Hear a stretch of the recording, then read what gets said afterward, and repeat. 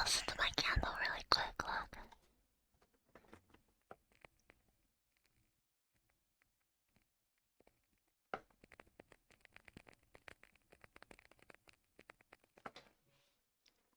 That'll get more loud as it burns.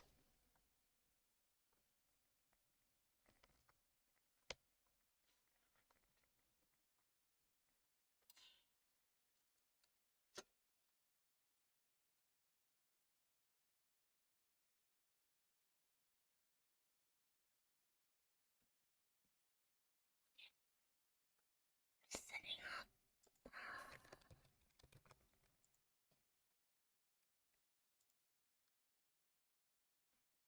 Sunto, hi.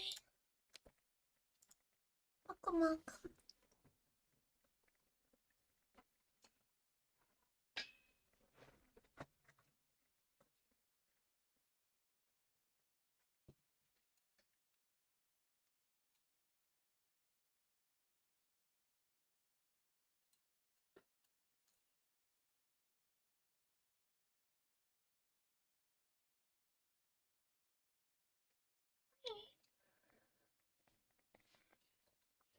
My voice is a little ragged today, but that's okay.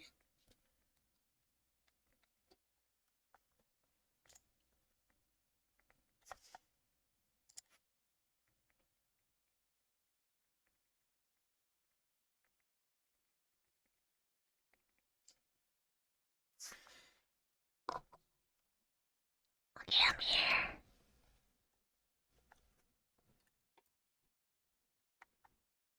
We need the pumpkin outfit, right?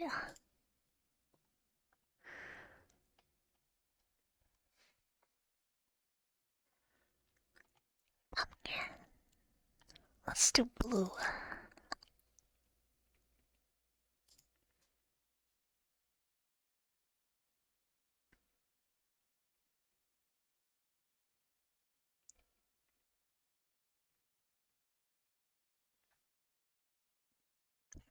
Yeah.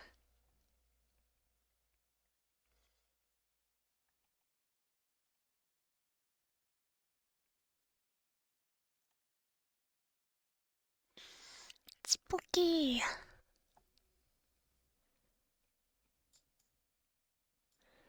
Isn't it adorable? Oh no, I'm trying to move myself and I won't move. What the heck? There we are.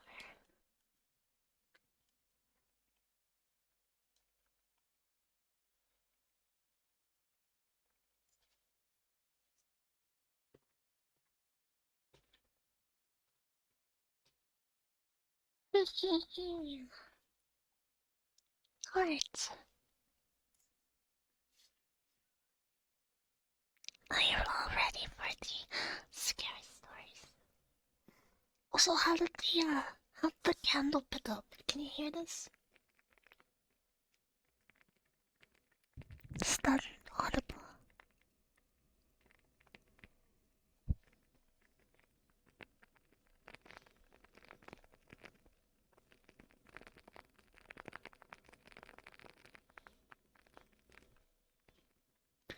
Maybe.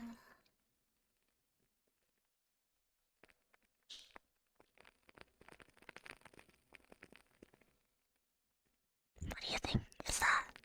Can you hear that?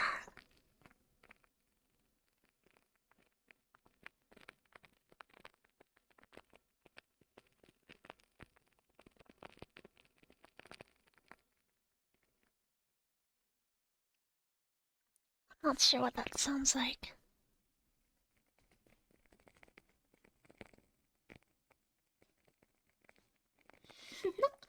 You're getting chills. Okay.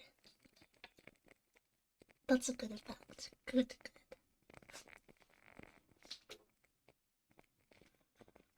Here's my lighter. It's like you'll be like in a monster movie. You just hear that and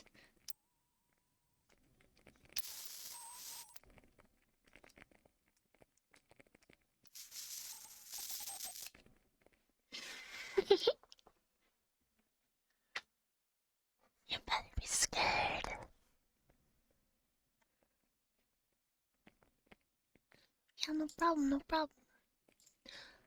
Oh, yes, tweet. Okay.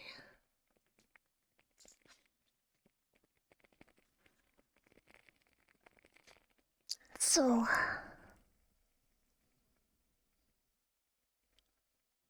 welcome back, Q. Hi. Welcome. How are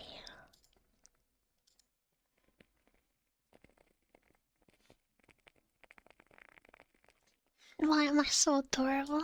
Uh,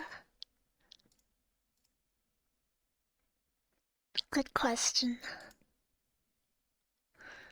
I think I was blessed when I was a child.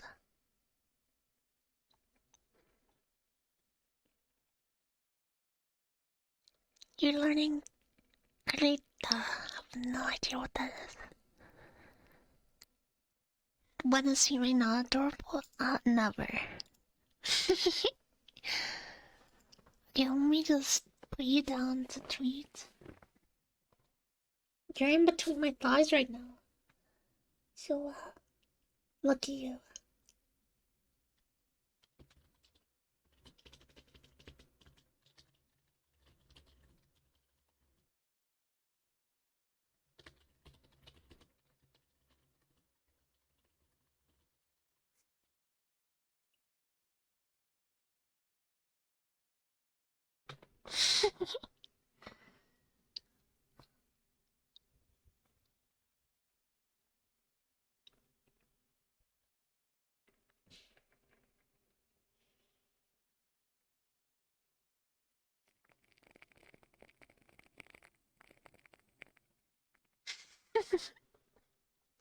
That's right.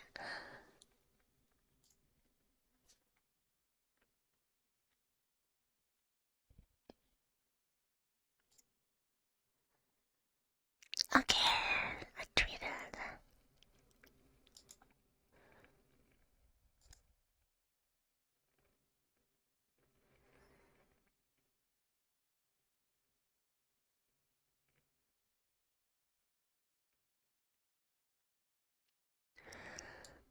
So let's see.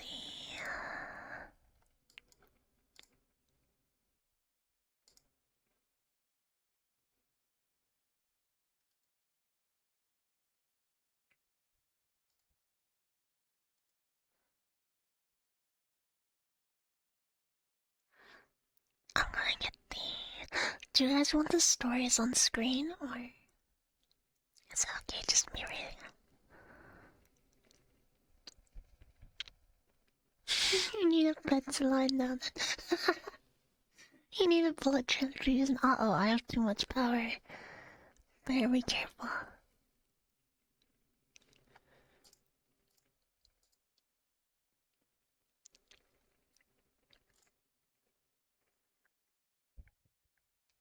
Okay, okay.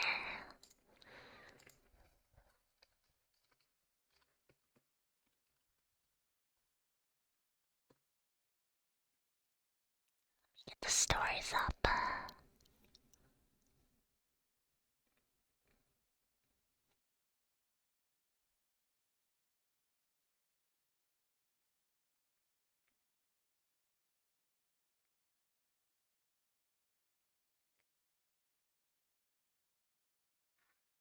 This one's called If You Find a Blocked Off Road in the Woods, Don't Go Down. It's not that long. Okay. One sec.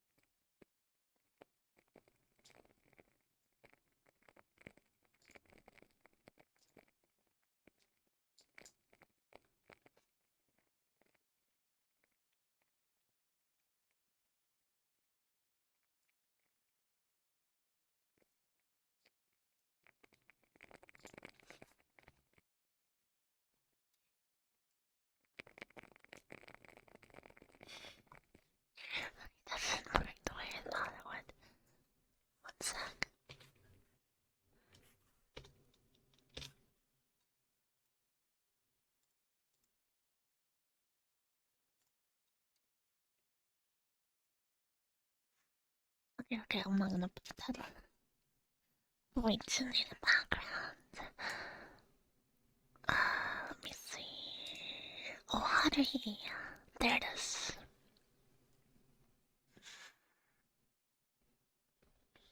We're gonna trigger one.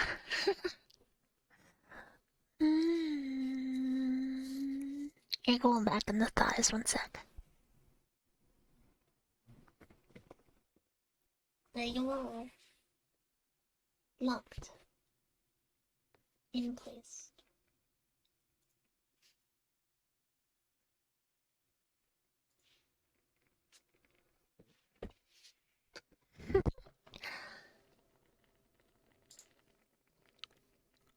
Okay, okay.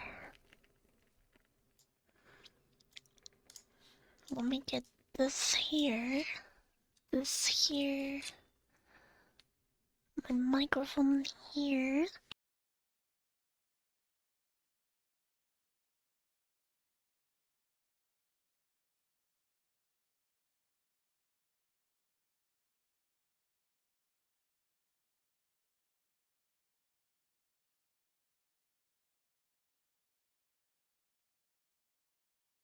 Okay, everyone, are you ready?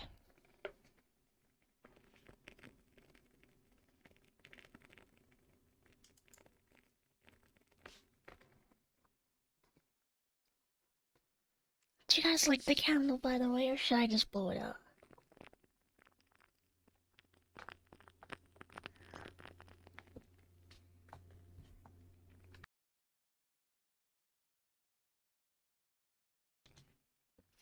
Any idea?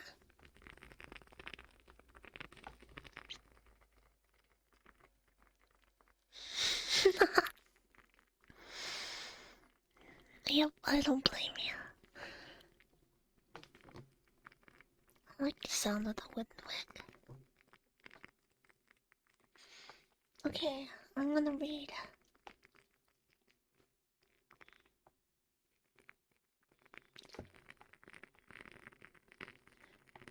Here we go. Let me add a marker so I know when the start of the story. Stream marker. What?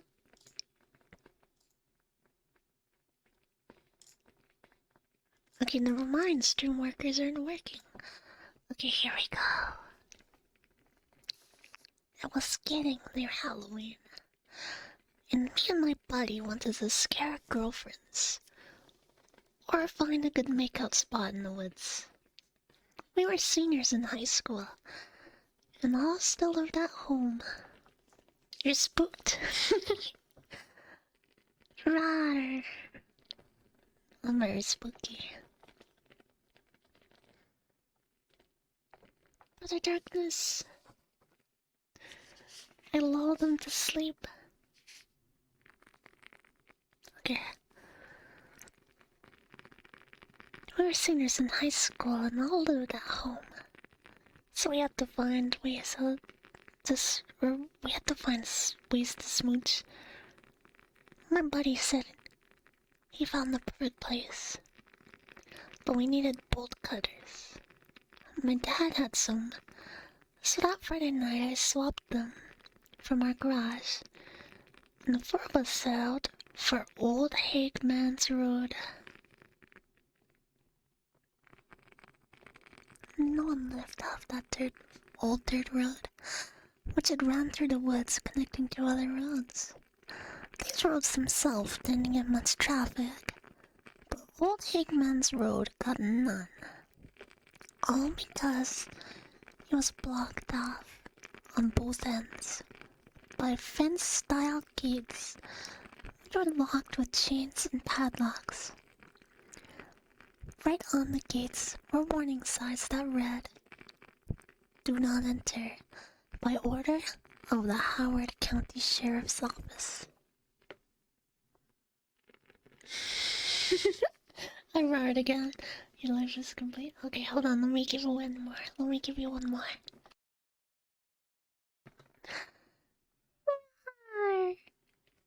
Roar. Roar. How's that one?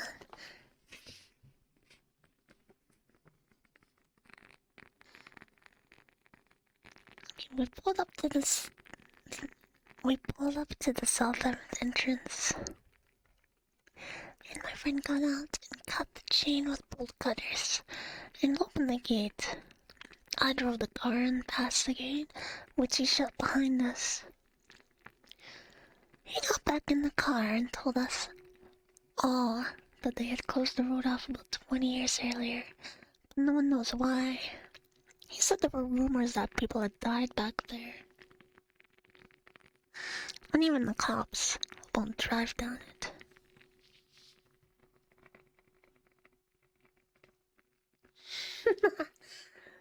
You don't have to stop, fanboy. It's good. I like it. You make giggles and ASMR. I'm glad you enjoy. Wait, hold on. I'm glad you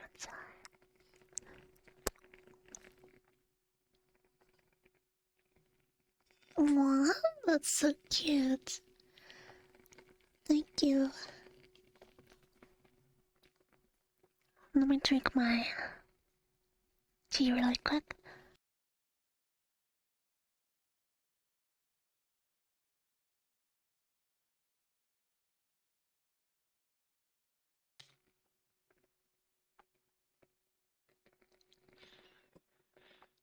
We pulled up to the south entrance. My friend got out and cut the chain with bolt cutters and opened the gate. Oh, we already said that. They said there were rumors that people died back there. Even the cops won't drive down it. The road itself had got bumpy over the years, with dips and occasional branches lying across its width. My headlights shone ahead, only about 40 to 50 feet, revealing the autumn-covered leaves on branches overhanging the path. Mixed in with some evergreens, the darkness outside the cone of light cast with the car was deep foreboding, and the woods were thick with cluttered vines, bushes, and various brush. Sorry, my voice is... 'cause I'm sick. All casting twisted black shadows onto the trees and litter behind them. The cops. Drink water, okay.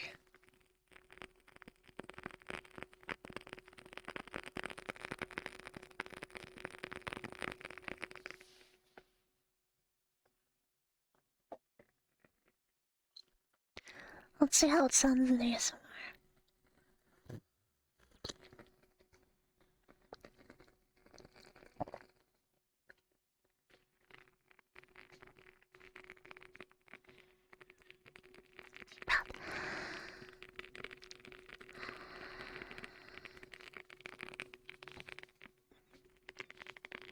Okay. Twisted shadows. Casting black twisted shadows on the trees behind them. The girls held their arms and cuddled closer, mildly intimidated by the spooky setting. At one point, on the straight section of the road, I briefly turned off the headlights for a laugh. The girls howled in almost unison. For me to turn them back on, me and my bud chuckled out loud and promised not to turn them off again. I drove at a steady 10 miles per hour because the bumps were too serious to comfortably handle any faster. I ran in the corner to the left when we all saw 2 red lights up ahead. They seemed like they were reflecting the headlights of my car rather than being self-illuminating. I stopped to get a better look before going on. Was this the eyeshine of some animal? They seemed too far apart for that. I proceeded cautiously. When we got about 50 feet from the light of the body of the thing. The lights were attached to faded. Wait, what? When we got about 50 feet from the lights, the body of the thing the lights were attached to faded into view. From the thick darkness behind it, it was an old car. Rear reflectors were the source of the red lights we saw.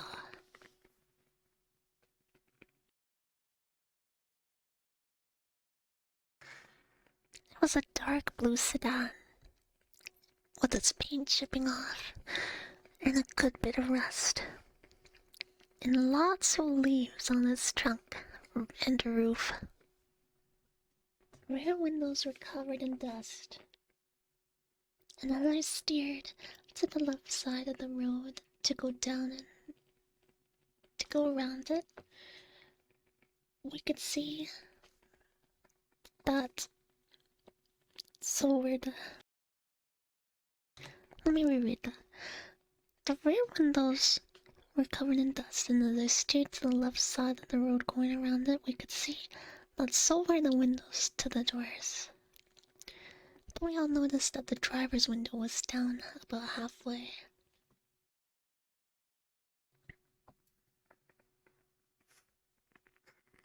I slowed down a little as I crept past the abandoned car.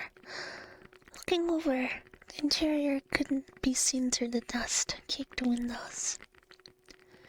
As the inside of the driver's seat came into view, though it's half open, a sense of dread and anticipation swept through us all. The steering wheel was in view, with my buddy spoke up to assure everyone not to worry. They wouldn't close the road without getting everyone out of here first. There were comforting words, of course. He might be right. No need to worry. But as the headrest of the driver's seat came into view, we all stared at it anyway, transfixed and tight with suspense. The dust on the window prevented us from being able to see through it clearly, so all we could make out was a silver in the interior. At first glance, it seemed the seat was empty, but then I noticed just above the top of the partially rolled down window, you could see something on the back rest of the seat. It looked like dark hair on the top of someone's head who had slid down the seat. But it was just an inch or so, and it was dark, so it could have been anything.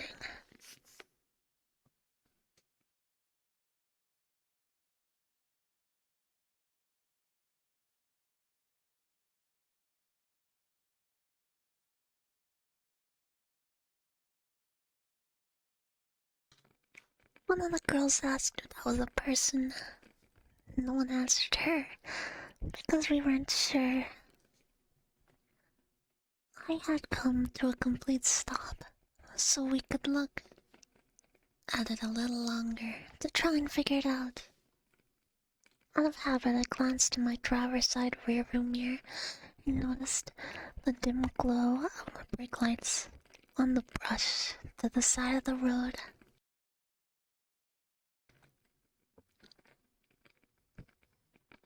Something was off. I could see a dark bulge to the side of the car. It was protruding outward from the rear bumper. It seemed to be right up against the car, but it was too dark to make out any details. Then it moved. There was someone there, crouching. I looked with more focus to try and make out what it was, with the brake lights revealing an opening mouth and the appearance of a set of teeth. With long canine fangs. My heart started racing and hands trembling.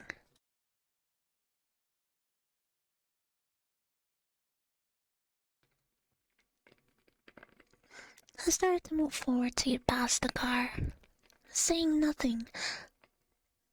Okay, I'll turn. Good idea. started to move past the car, saying nothing so as not to alarm the others. I kept one foot on the brake to keep the brake lights on it as I watched it in the mirror.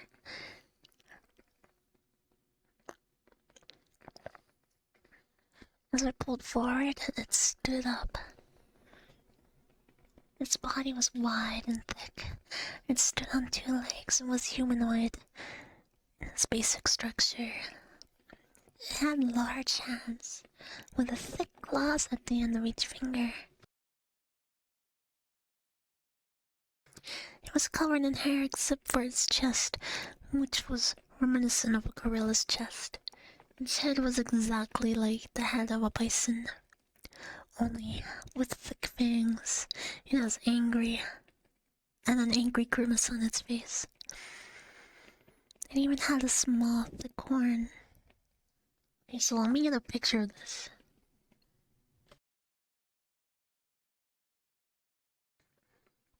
Its body was thick and wide. It stood on two legs. It had large hands with thick claws on the end. It was covered in hair except for the chest, which looked like a gorilla's chest. Its head was exactly like that of a bison. Was it a were-bison? With claws and teeth? It stood there as I drove off. No one else had seen it. With a wavering voice, I asked my buddy, "Are the bolt cutters ready?" I said we needed to get out of here fast. He suggested we turn around, but I informed him that there wasn't room on the road for that, and I wasn't going back that way no matter what. My speed increased and he held it there.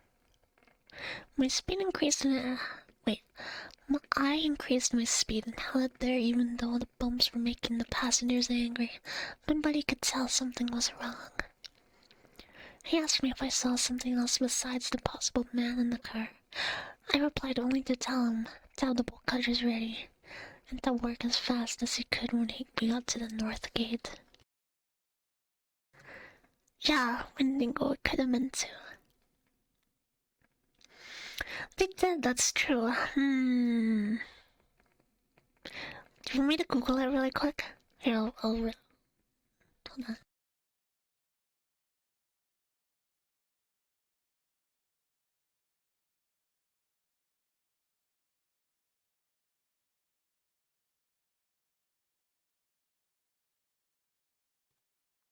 Let's see.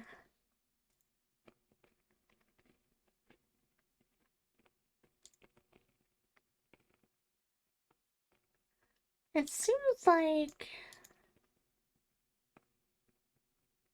No, not this. The closest thing I can find is a Bonakun.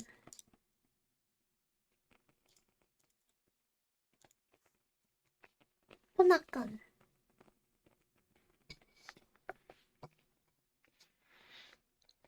Your brain's blank at the... You're surprised you Choo. Choo choo choo. Fair enough. Posture check? Okay. Posture good. Thank you.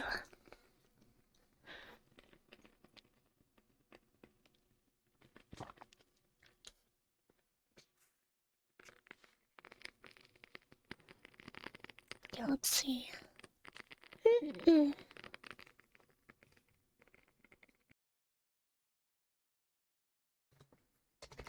Oh, you're doing the hydrate. Thank you so much. A drink. Thank you, thank you. Okay, let's see. Up ahead, there was a small opening in the trees to the left, as we passed a dark figure on the forest run towards. The car Wait, sorry. Up ahead there was a small opening in the trees to the left, and as we passed it, a dark figure on all fours ran towards the car from the clearing. It slammed into the driver's side door hard, making a loud boom and pushing the car sideways about a half a foot. The girl screamed, and I put the pedal to the floor. Oh, thank you, 00. Superbia 00 for following. I appreciate it. Thank you. Mwah. Sorry, I should definitely turn down alerts. I forgot.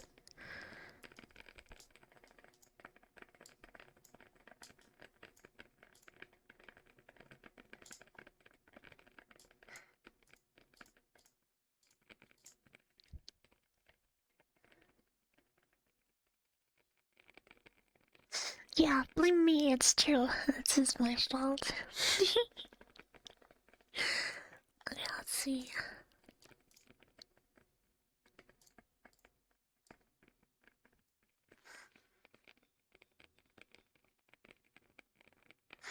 Oh, by the road, yeah. So we got body checked. I checked the rear view, and the thing was on all fours, sideways in the road. It looked up towards us and gave chase. As we sped along the road, we passed an old police car off to the right of the ditch. The driver's side door was open, and several windows were broken.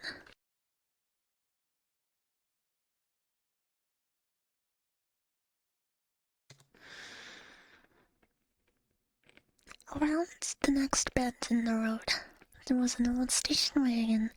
The windows were all broken on this one, and it was positioned sideways across the road, almost blocking our way. Inside we could see the decaying remains of a family. Mom and Dad in the front seat with skeletal smiles, and the two teenage kids in the back, both rotted and mummified. The girls were in full freak-out mode, and my buddy now holding the bolt cutters up as if using them as a weapon, if needed. I was banging over the bumps, and the beasts were pounding on the trunk as it tried to catch up. We had the gate in sight when I realized that this wasn't gonna work. It would be upon us by the time my buddy could get the chain off. There was no other side of the road and not enough room to turn around. The gate was far too sturdy to bust through with the car. When I stopped, it was going to break a window, and at least one of us was gonna die. There was no way around that now. I had to make a choice. A choice I hope none of you will ever have to make. A choice I have to live with for the rest of my life.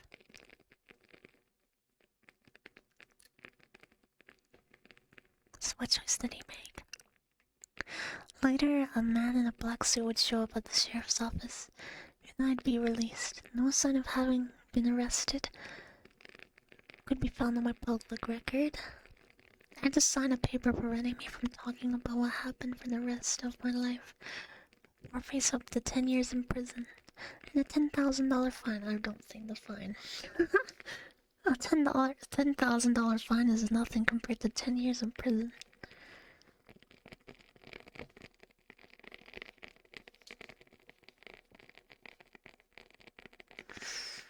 My father received a new car as a gift from an anonymous stranger. The parents of the other 3 passengers with me also received anonymous compensation. Even now, years later, I still wake up in a cold sweat at night. I can hear their screams. I can see their faces staring at me in horror and disbelief as the beast pulled the girls out of the car, tore them with its claws, and bit into their necks. I can still see the blood on the window of my open driver's side door. I can still see that horn thrusting out of my buddy's chest at the gate as he dropped the bolt cutters, and I climbed down the other side to safety. I still have to admit to myself that even though I carry a ton of guilt and shame for leaving him to die, I have to admit that if I got a do-over, I'd do the same thing over again. If you saw what I saw, you would too. That's the end. Thank you, Sunny Day Enjoyer. I appreciate the follow and the compliment. I appreciate it. Thank you. I'm a little sick today, so if you hear any weird stuff, that's why. But otherwise, thank you so much.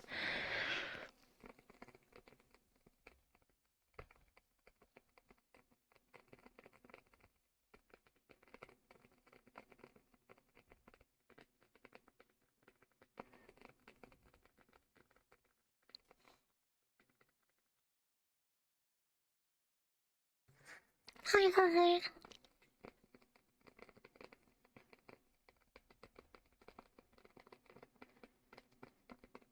So, that was the first one.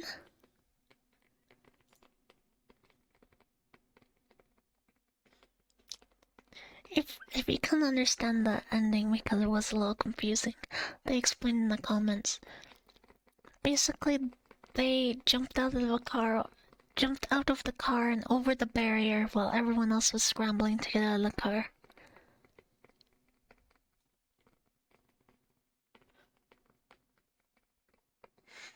Let's see, let's find another one.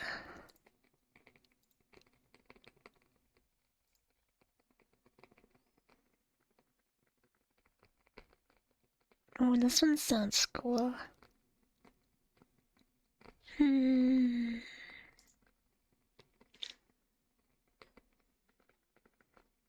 So they ran like a chicken and sacrificed everyone else. Exactly, yep. You're a bit sick too? Aw, yes. I hope you get good. I hope you get well.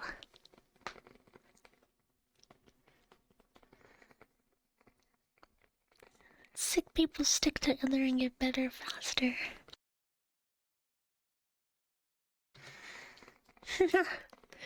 Sounds like a strategy. I wouldn't be able to do it. I would probably run the other way while everyone gets out.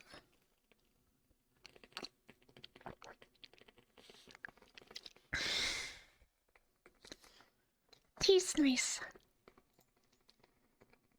Ah! Sorry, I just saw something funny on a different post. Anyway. No, I would do it on purpose so everyone else could get out. Here, hold on. I'll show you what I saw. Just because. Okay, see, there's this. Let me. There's this post here. For those of you who wanted a photo, and it's a ghost subreddit. So there's this in the first comment. Here, I'll zoom up for you.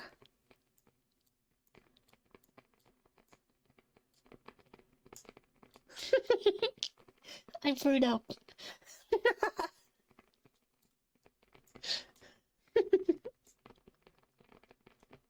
Okay. Let's get back to the stories. Oh yeah, my thighs. Wait, hold on. I can show you my thighs.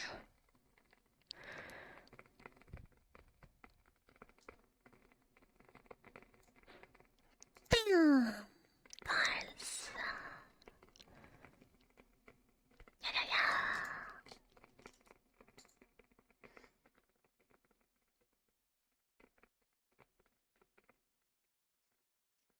Okay, so next.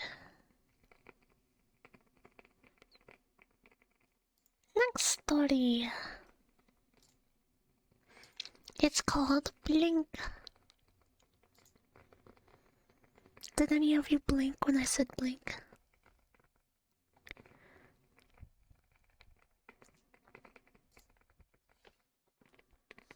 He might 2002. I would just curse the monster. First thing you saw was size? Well, lucky you. Hello, Blitz. Welcome here. You might need the anime. Wow. Oh, true.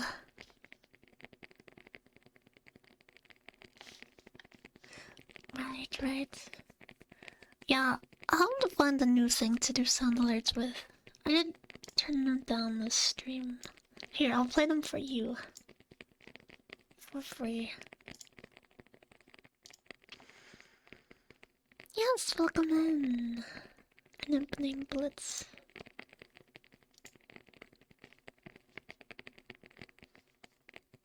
Here, I'll try and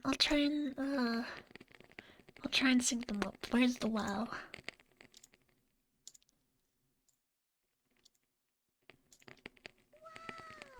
Does it play? I have no idea. There you go.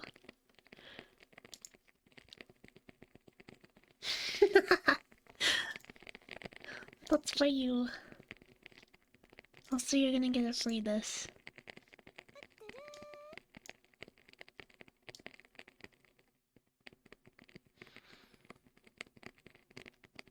Yay! Okay, I'm glad. Why are their thighs? It's just, you know, a thing we do. I post the odd picture on my Twitter. Well, oh wait, hold on. Let me rephrase that. People, I usually do little challenges for my followers, and then if they get a picture. Nothing too weird, but thighs. Sometimes not that. You know, just for fun. Anyway.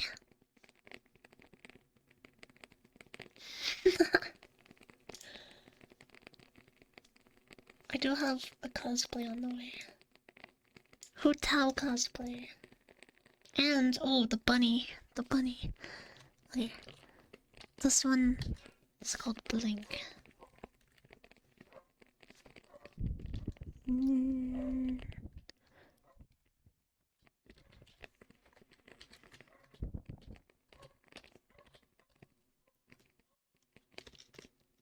Sorry.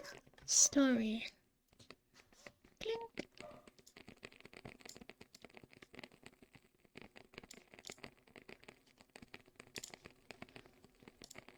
Let's see, can we do like a red?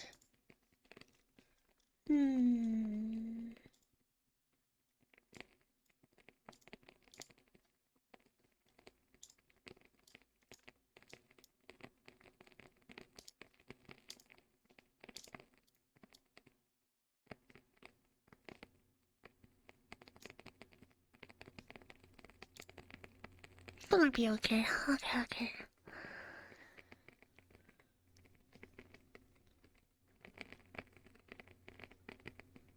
Take over the reins. True. Okay, here's my candle. Let's start with the new story, Blink.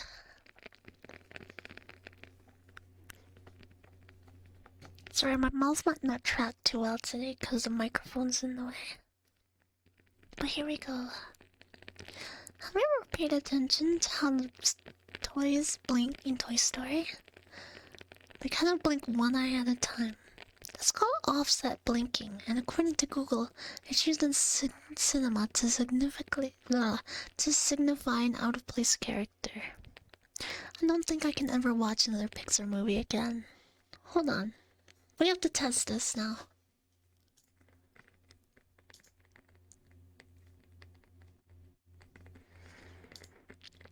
Before we get into that, we really have to test this now.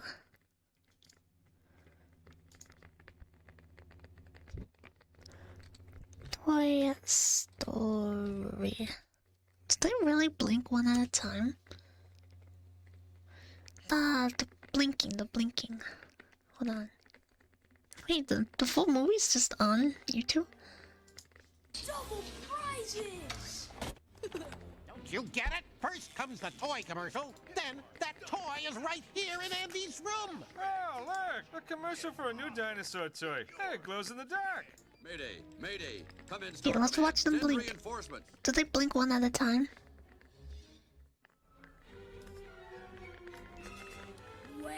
I know there's no audio, but... Okay, this edit is really weird. You all right?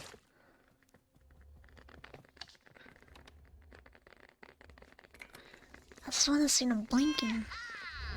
They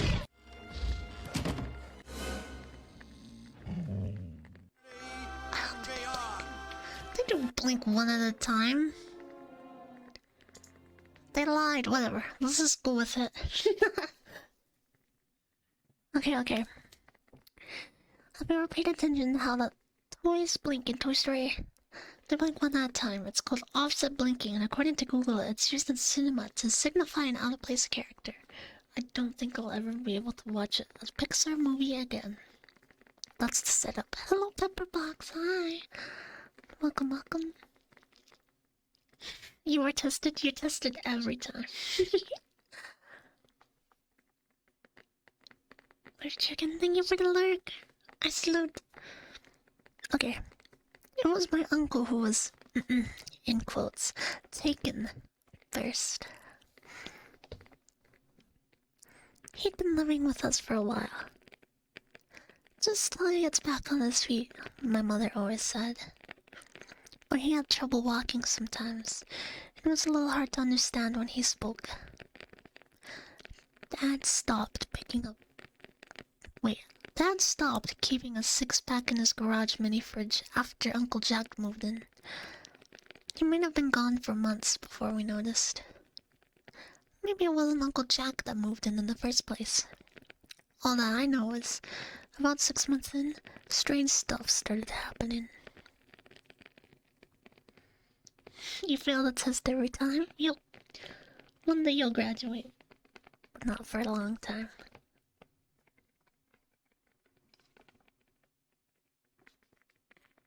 Okay. Strange stuff started happening. At first, it was stupid stuff. Lights would flicker and electronics would stop working while he was in the room. It wasn't often enough to be obvious that it was just because of him. But it was annoying to be in the middle of watching the Justice League and have the TV cut out as Lex Luthor was about to reveal the Flash's secret identity, or have the channel change to My Little Pony. Sometimes the clock radio in his room would come on by itself. Dad said it was because it was old and had bad wires. But I slept in the next room, and something about hearing a wild thing at 3 in the morning freaked me out every time. That's a song for anyone who doesn't know. Wild Thing is a song.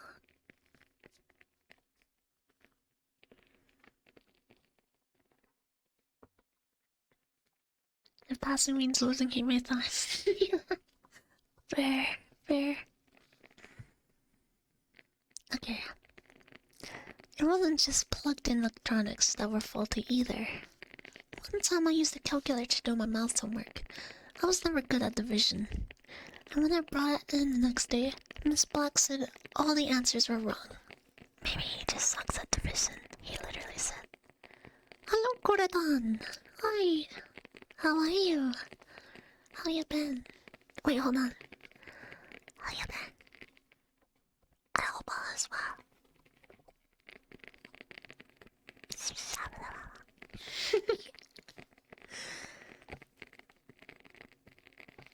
So yeah, all the answers were wrong.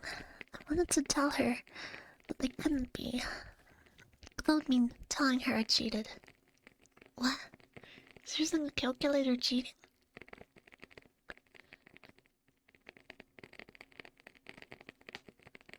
You've been good. I'm glad to hear it. I asked my friend Kenny if I could borrow his over the weekend. I had to trade him my last Toys card, so he knew I'd give it right back. But I decided I'd rather risk that than bringing back another bad math grade on my report card. I'm working on the road. Wow! Gonna see I'm having fun. Yes, I love doing ASMR. Everyone loves hearing my voice in ASMR, so it's always fun.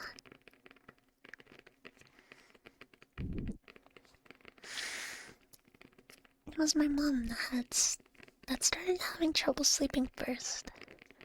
She always said she had insomnia as a kid, so she wasn't too worried at first. but I could tell she was exhausted. There were bags under her eyes, and it took her longer to do her chores than it used to. I heard her and my dad talking about when they thought I was busy watching TV. But even though I had Teen Titans on, the sound was from Fairly Odd Parents, and Uncle Jack was snoring in the recliner, which was making it hard to focus on either story. Could you imagine?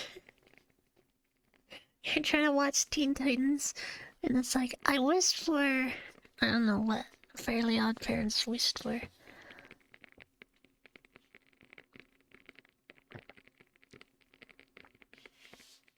Okay.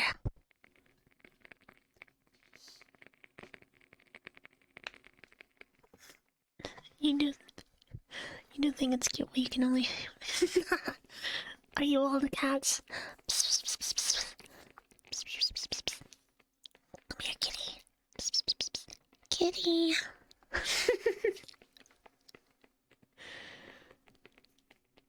Yes, we're all safe. Okay. Abby, come on, it's been days. Have you noticed the birds have stopped singing? What? You're not making any sense. I've been up with the sunrise every day for a week, Mark. Who's Abby? Abby, come on. It's been days. Have you noticed the birds have stopped singing? What? You're not making any sense. That was like a conversation. I've been up with sunrise every day for a week, Mark. The birds don't sing anymore. Oh, this is okay. This is what his parents are saying to each other. The birds don't sing anymore. Not here. I didn't even notice until I went for a walk yesterday. It was almost deafening. A block away after not hearing it for so long. What's wrong with the birds? You're hysteric, Abs. You need sleep. Please take melatonin.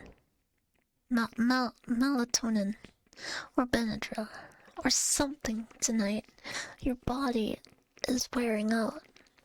I'm not hysteric, Mark. I'm clearer than ever. If I sleep, I'll be next. Next for what? I'm trying to do a man voice. It's not working very well. Look! At that squirrel, did you see it blink? Abigail.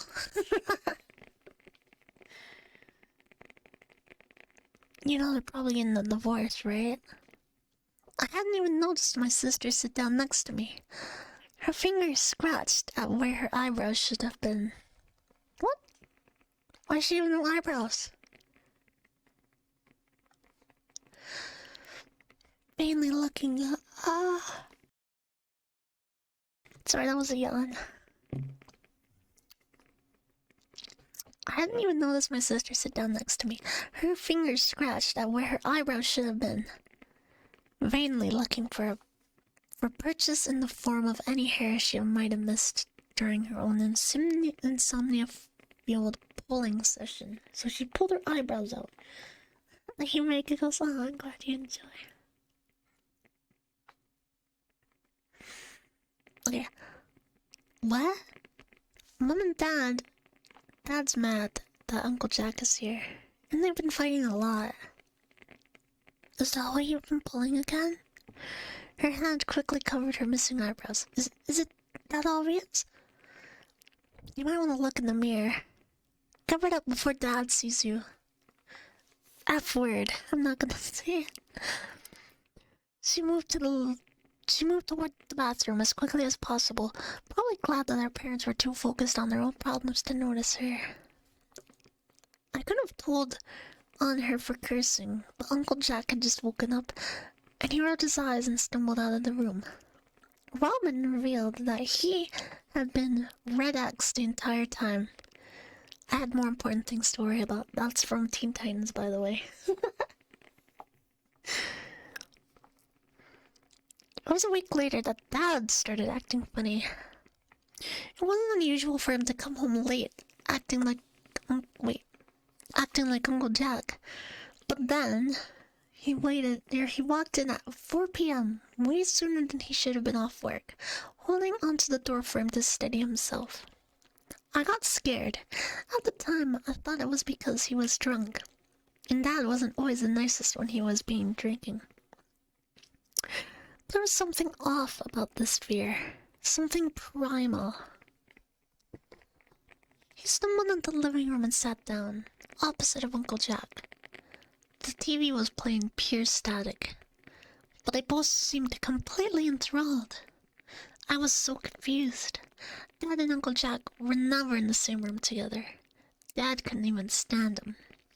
What had changed? I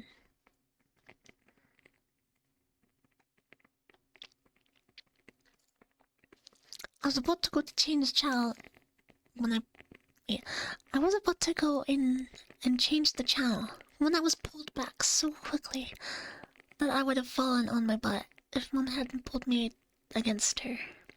At the same time, she clapped a hand over my mouth. I was in too much shock to fight. And as she turned me around to see her face, she released my mouth and at the same time placed a finger over her own. Shh. She waved me into the kitchen. I followed her. The blinds had been shut in the dining room, so I hadn't got a good look at her. But in the light of this kitchen, I saw how bad she looked. Her eyes were wide, almost lidless, and completely bloodshot. She looked like she still hadn't slept. I knew she had, since I've seen her passed out on the couch when my dad and Uncle Jack were gone for the day. But it couldn't have been more than a couple hours.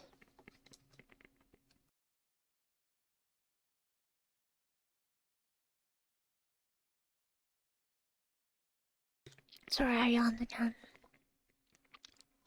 Okay.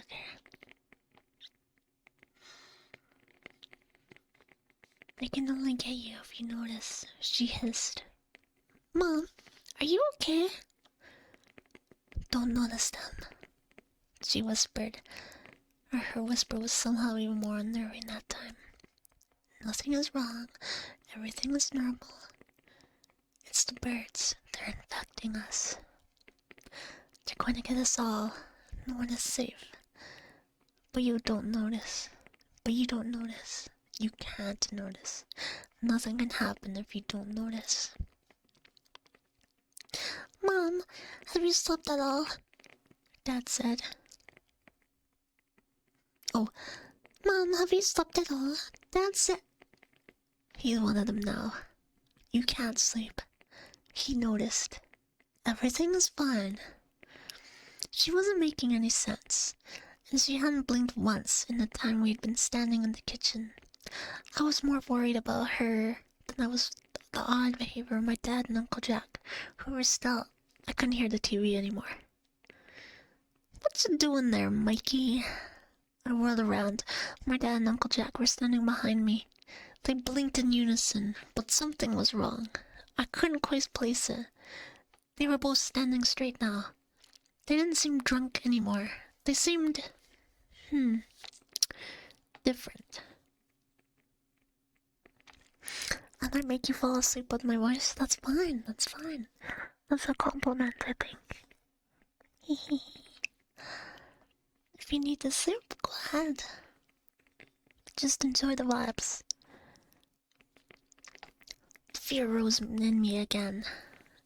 But Mom said nothing. Mom's acting weird, I said. Talking without thinking.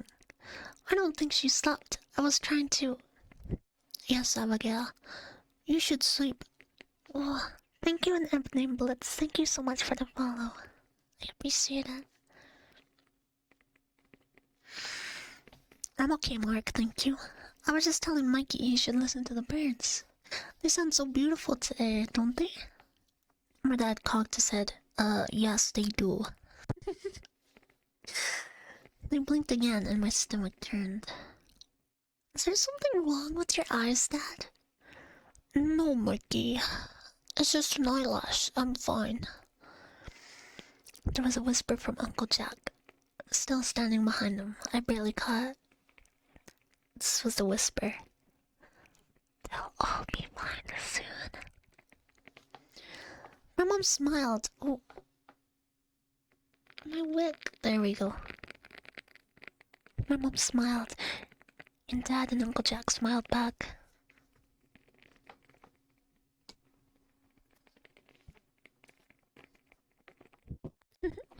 Scary story, but I'm too soothing. It's good. It's like sweet and sour, right? They complement each other. Mom smiled, and Dad and Uncle Jack smiled back. They turned, still in unison, and walked back to the living room. Everything's normal, my mom whispered in my ear. After that, I started noticing things. There wasn't a gradual shift. I had trouble sleeping at night, and the dreams I had were all about people who weren't themselves. They'd blink like the toys in Toy Story. As they did, blinks would fall out and to reveal a bird monster underneath. I went to school groggy, and in an overall bad mood the next day. But despite how tired I felt, my eyes were open for the first time. There were no birds. Not just no birds singing, but like the hawk I saw overhead didn't cry, and the crows on the side of the road didn't call. I turned to my friend Bobby.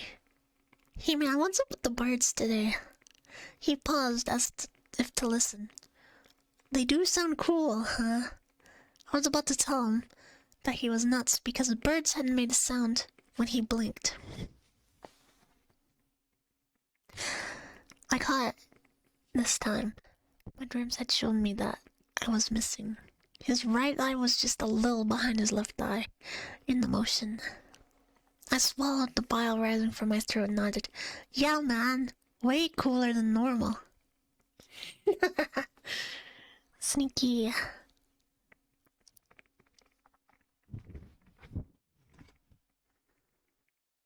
We rode the rest of the way in silence, but at every stop I watched the other kids getting on the bus. They didn't try to blink. No, they didn't always blink before they walked past me, but some did. About half of them were wrong. Body snatchers.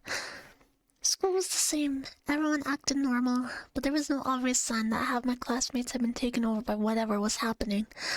They talked and laughed like they always did, although I did notice throughout the day a few people stumbling their way into class. By the time we'd had another period together, though they'd be back to themselves, except they all blinked wrong. At lunch, I heard Susie mention to Tanya, I don't know what's wrong with Jen, she said.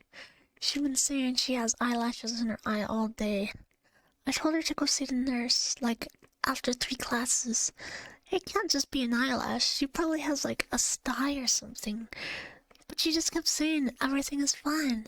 She's getting on my hecking nerves. Rastaman. Wait, what's Rastaman? Hold on, I'm gonna look this up.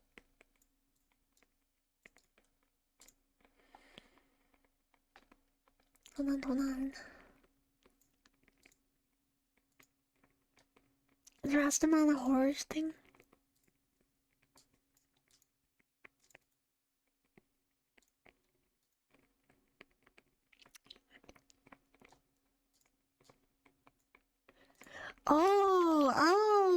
Oh, I see. Yeah, I'm one. I don't know if I'm allowed to do that.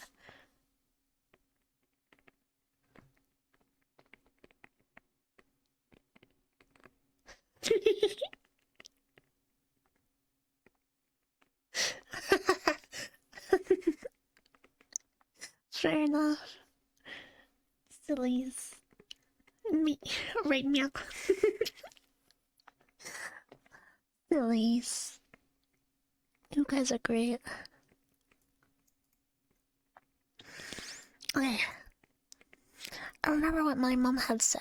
Nothing can happen if you don't notice. I thought about saying something to Susie. Now I knew all I knew my mom had said. Wait. I thought about saying something to Susie before all I knew my mom had just been rambling. She hadn't slept properly in weeks, and I'd had a crush on Susie for 3 years, so I didn't want to embarrass myself. At the end of the class, I wished I had. Sushi stumbled into me.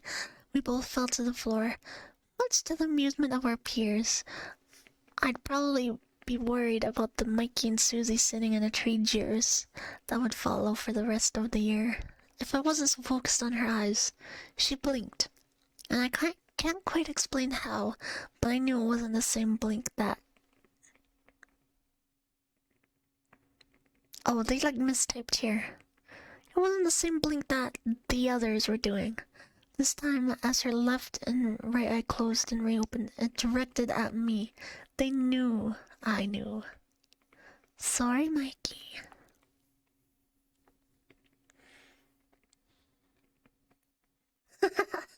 Everything I do is still adorable. Aww. Well, thank you.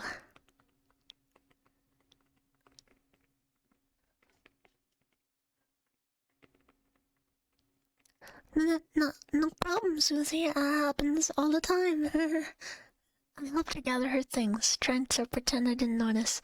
Gotta be careful of that loose tile coming out of Mr. Seth's room.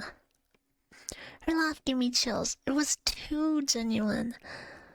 Thanks for your help. See you later. Left eye, right eye. Sure. I watched her leave, and then I booked it. I didn't care that the day was only half over. I didn't care about divinating from the schedule would give me away. As I ran, the lights in the building flickered behind me, and I could have sworn that everyone stopped to stare. I needed to leave. I needed to get home. I slammed the door behind me so hard it made the lights flash. Not thinking about who might have been home, but making sure to lock it behind me. I knew my sister had stayed home sick and my mom today. But if they needed to keep their cover, Dad Jack should still be out for a few more hours. I should be pretty safe. I started for the stairs, figuring I should go pack a go bag, when I saw my sister standing at the top. You're home early, she said, rubbing her eye. She must have just gotten up. Well, yeah, I must have caught whatever bug you have. Wasn't feeling great. Are you doing any better? Huh? Oh, yeah, I'm okay. I'm just mostly dizzy. I was just mostly dizzy earlier. I'm better now. Just needed to get this stupid eyelash out of my eye. Oh no. I froze 2 stairs from the bottom. My sister had tried... Oh my gosh, what? Good luck reading this. I'll try. Trichotillomania.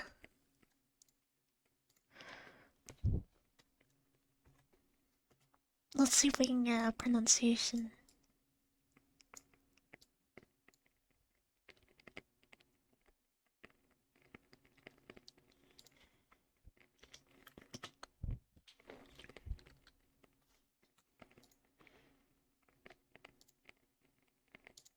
Here we go. Wait.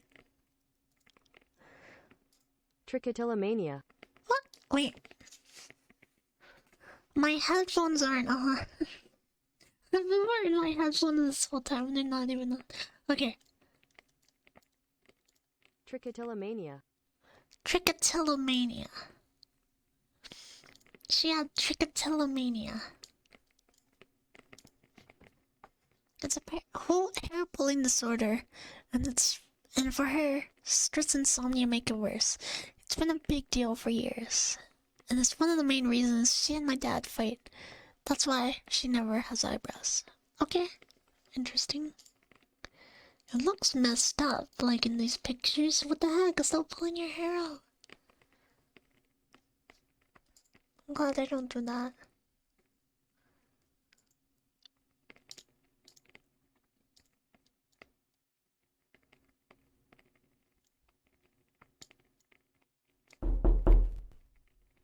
What the?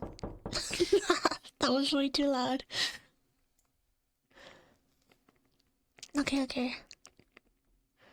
Back to your story.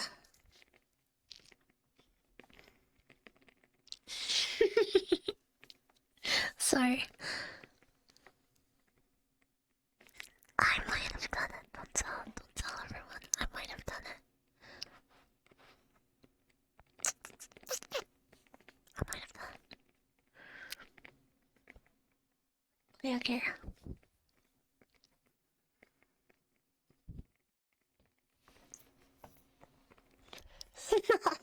A little bit of revenge, yes.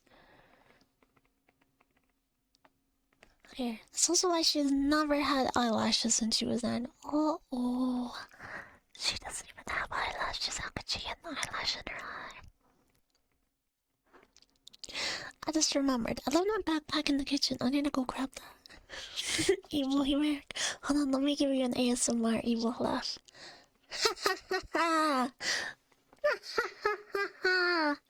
How's that? I hope that wasn't too loud. I moved the mic away.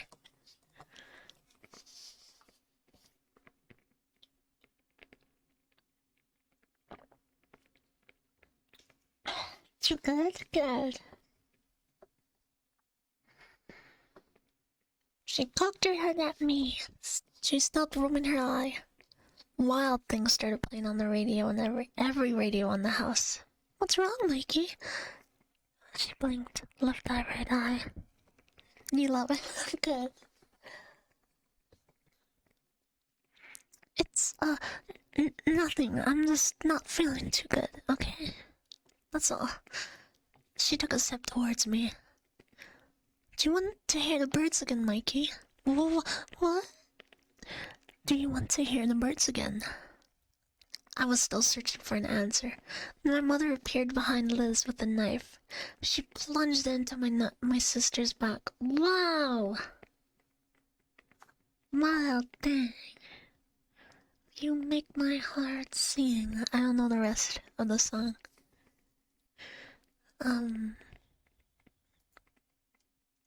So, my mom stabbed Liz with a knife. She plunged into my sister's back. Before I had time to process. Sorry, I had tea and now I have a hiccup. Anyway. Oh my gosh, I'm sorry. It was right in your ear. To make me feel really groovy. Oh, that's it. Okay. Right, that is it. Okay.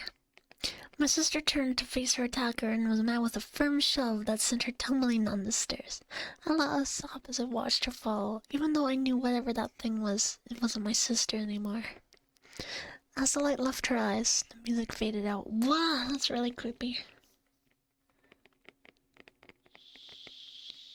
That's the whole song, isn't it? Yeah, it is. Man, you could get away with so much in the 80s.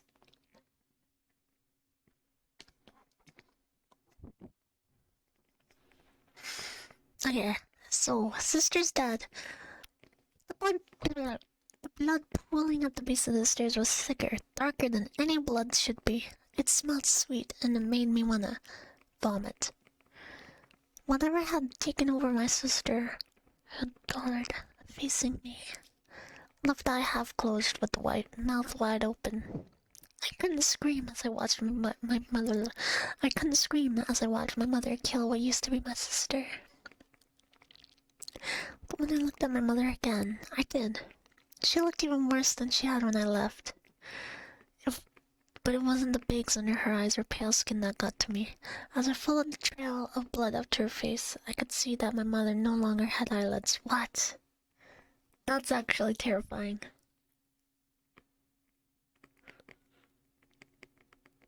You used to be able to, yeah, because of something else. People just really enjoyed eating lettuce. Yeah. So Mummy has no eyelids left. She seemed more inhuman than whatever had taken my sister as she stared at me, chest heaving, far too gone to fully process what she had just done. She approached me. I stepped backwards, slipping slightly in the too dark blood coming from the body of what used to be my sister. No, don't run, Mikey, my mother had said. I figured it out. They can't get you if you don't close your eyes. Oh my gosh, did this chick cut her eyelids off? We'll be safe. You and me. She pulled the switchblade from her pocket and flipped it open. I was too late for Liz, but there's still time for you, Mikey. We can stay safe together.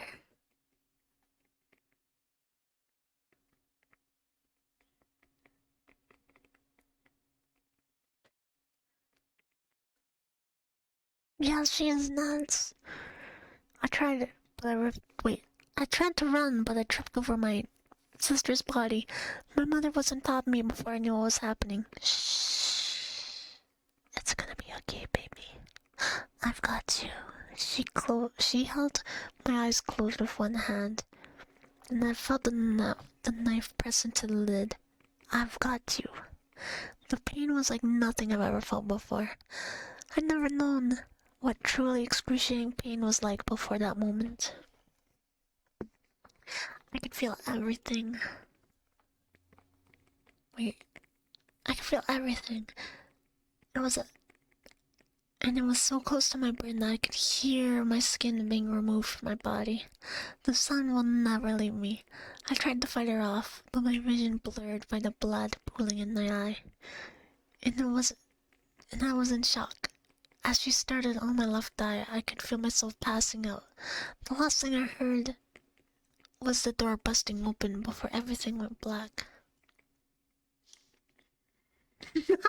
So many cute emotes. Oh my gosh, I love the Lily of 7. Oh no, that's cute.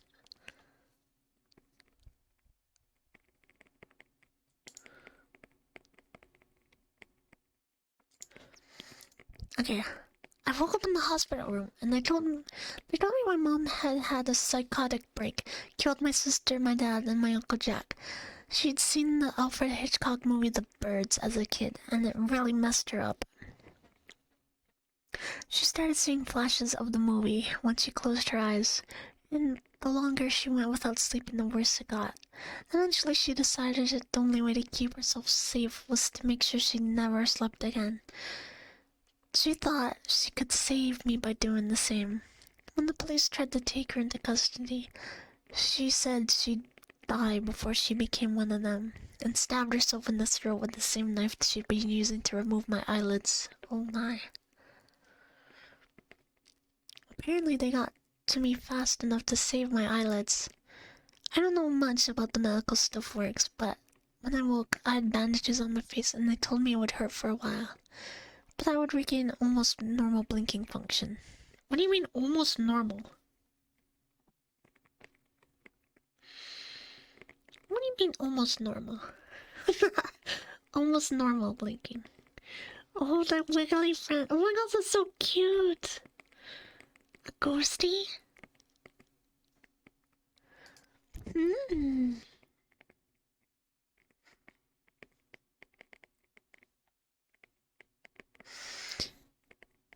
My right eye, though, given the fact that the eyelid had been completely removed, would probably always be a little behind my left. I smiled grimly. At least I had an excuse to give if anyone noticed. Not like those other fools. Eyelashes, huh? It was always a terrible excuse. But no one had taken time to really study the human before we started. We were too hungry. We? I know how it works, of course. Michael's mother never had. Oh, thank you, Crusader37 Gamer. Thank you for the follow. Hi, Science. Hello, welcome.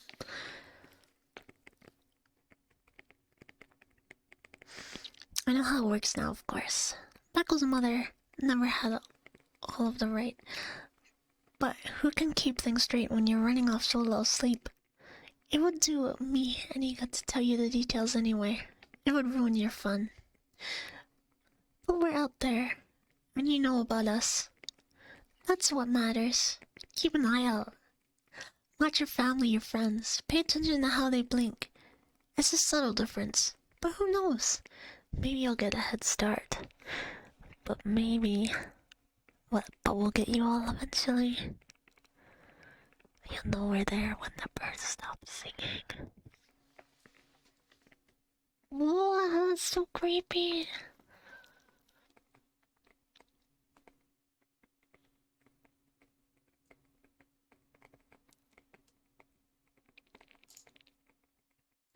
I'm assuming it's like the Stone Angels from Doctor Who.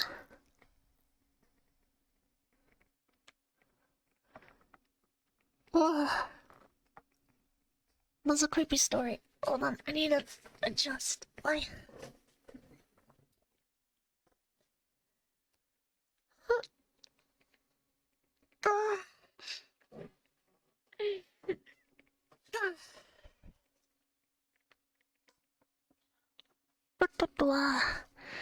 How's everyone feeling? We'll do a couple more stories and then my candle's about to go out.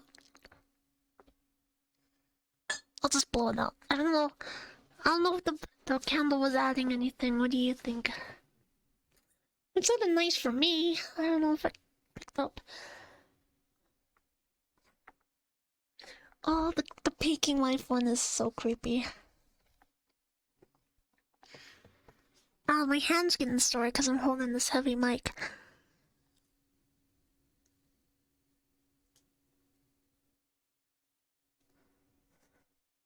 Your thoughts at the moon? Okay, I'll relight it when it hardens up a little more.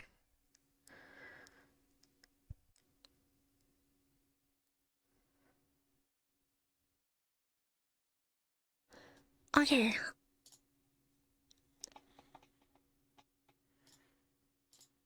This one sounds weird. Bear with me. It is the highest rated story on this. And it's called My Sugar Daddy Asks Me for Weird Favors. Now, I don't know if this is a horror story.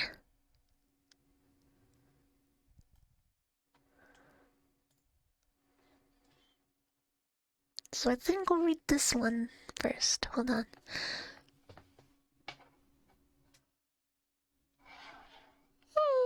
Sorry.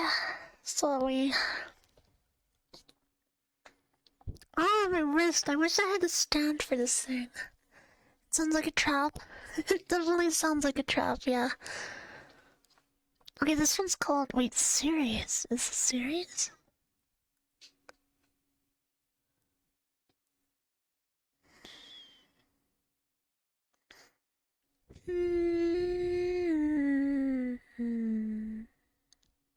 No. I think it's just the person wrote more than one. Okay. I hate my series. Whoa. Has everyone watched The Amazing Digital Circus?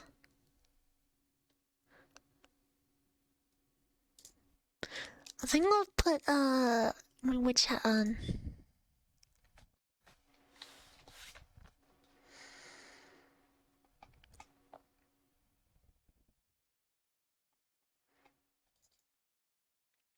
Oh, you haven't? You definitely should. It's a great series. There's only one episode right now though, so... It could be better to wait, I'm not sure.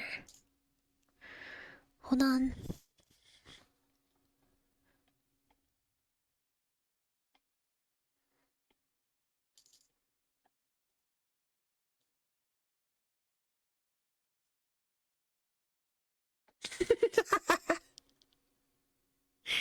Is that spooky?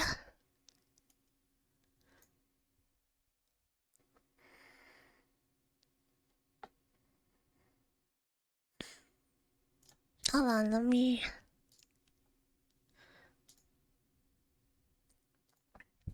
Hey, He-Man. I can't believe how... Here. Let's like watch the first 10 seconds. And then we'll get back to reading.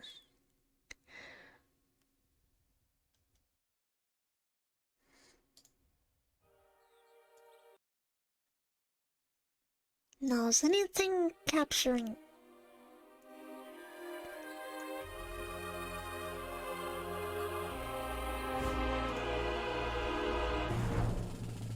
Welcome to the amazing Digital Circus! My name is Kane. I'm your ringmaster, and I'm here to show you the most jaw-dropping, heart-stopping, mind-bending paraphernalia you've ever laid your eyes upon! Isn't that right, Bubble? That's right, Kane. I can't wait to see what you got We'll cooking just up sneak for peek today. at some Well, let's people. not waste any time. No. Let's get mean- right into the show. Bingo and Super and Cleaner too. Rocket the decks and the cosmo wheel.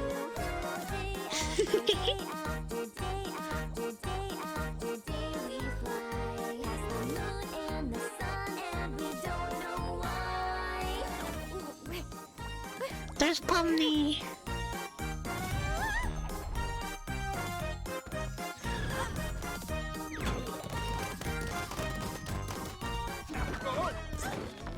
Okay, that's enough, that's enough. Maybe I'll be interested. Let's go back to the scary stories. It's adorable, it's really cute, but also kind of scary. Okay, the current story will not fit in the title, so I'll just remove that. But Pomni's adorable. Clown girl.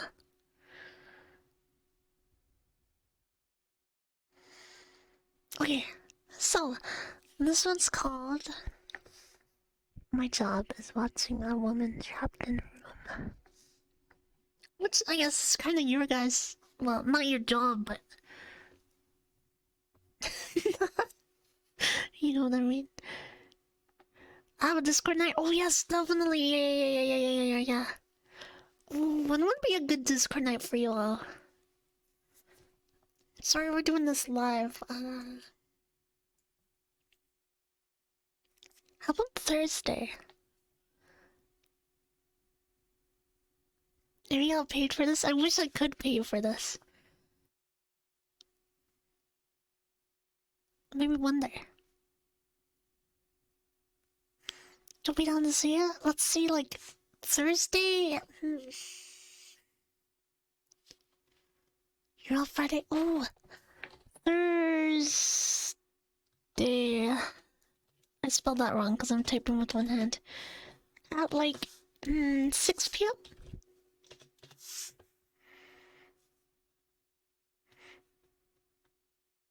We can watch The Amazing Digital Circus and then a horror movie, which, oh gosh, what was the one I was gonna pick out? But I'll figure it out. I'll have 3 ready. PST. I guess I could make it earlier if EST needs earlier.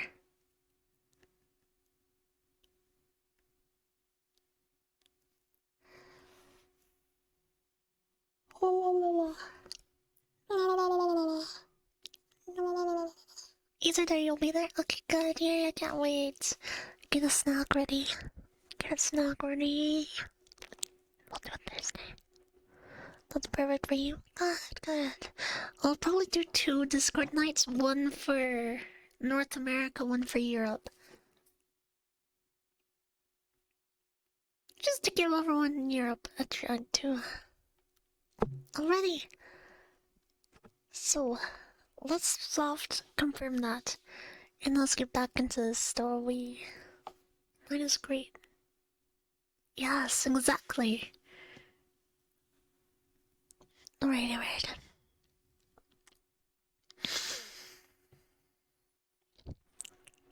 My job is to watch. My job is watching a woman trapped in a room.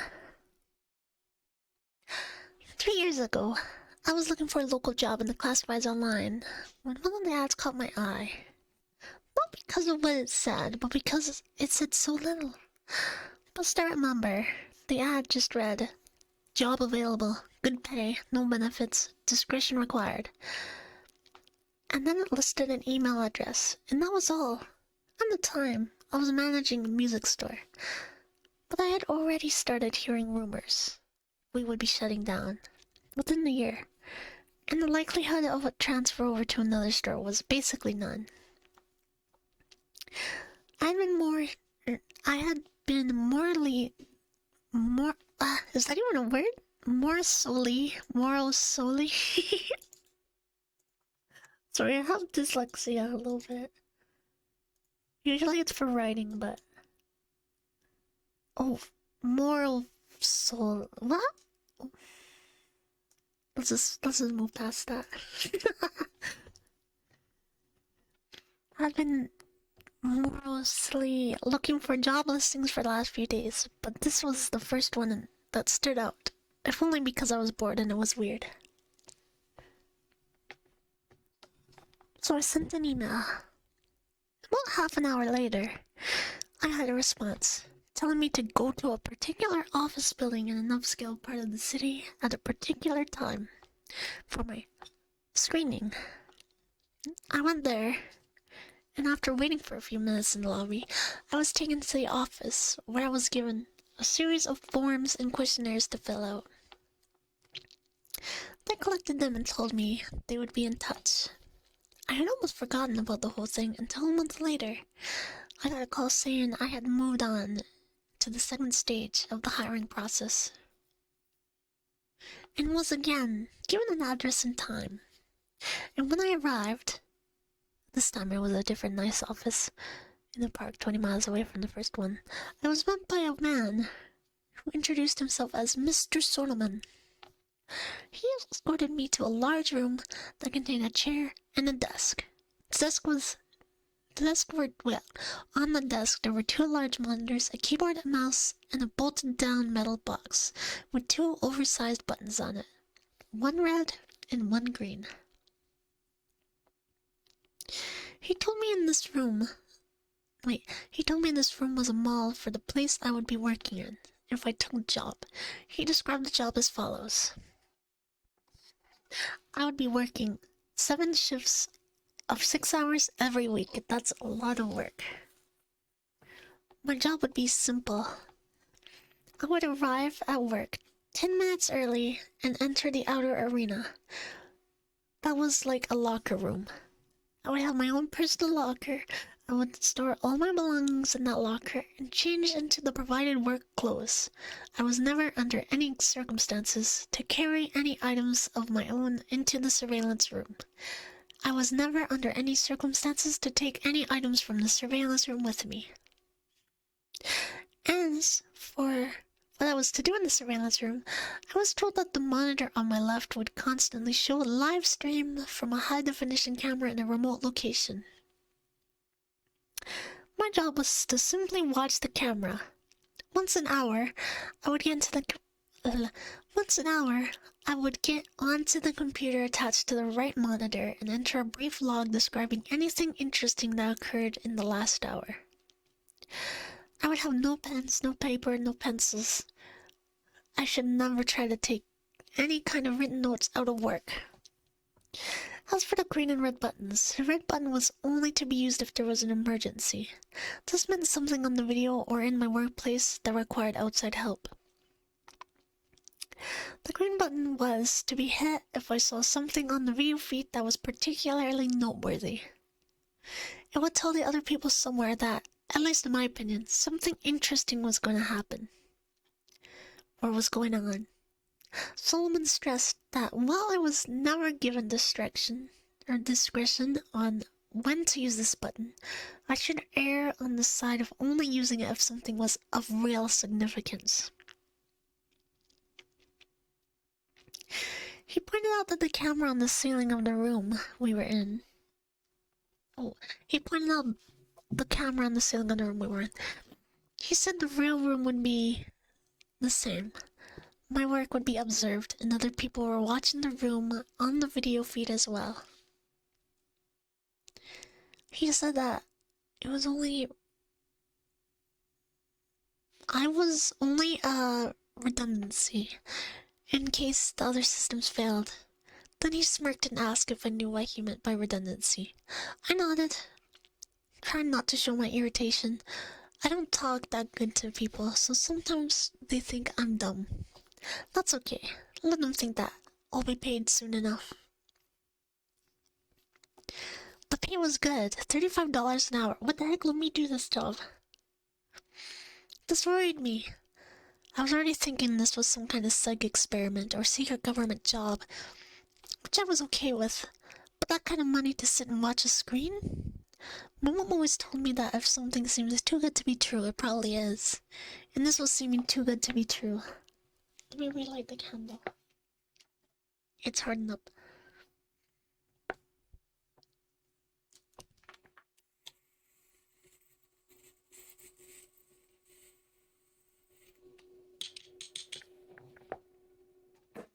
There we go.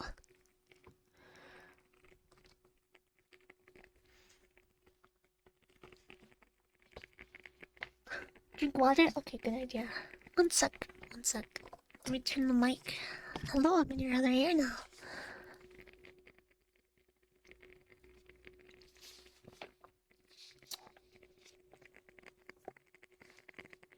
Okay. You still have goosebumps? Good. I think that's a good thing. Okay. I asked if I was gonna be doing anything illegal. Solomon laughed and said no. I asked if anyone was gonna get hurt. Again, he shook his head no. He said the reason they were paying so much was because they needed employees that were motivated to be professional and discreet. The work they were doing was important, and for various reasons, it couldn't be discussed. If I took the job, I would have to sign papers promising I would never discuss work there, or I could be sued or locked up. I'm only breaking this now because of everything that happened. That's called an NDA. So I took the job. And because they wanted me to start right away, I had to quit the store with no notice. I felt bad about that, but I was excited about this new job too. It was a lot of money, and it seemed easy enough to work. It was a bit boring.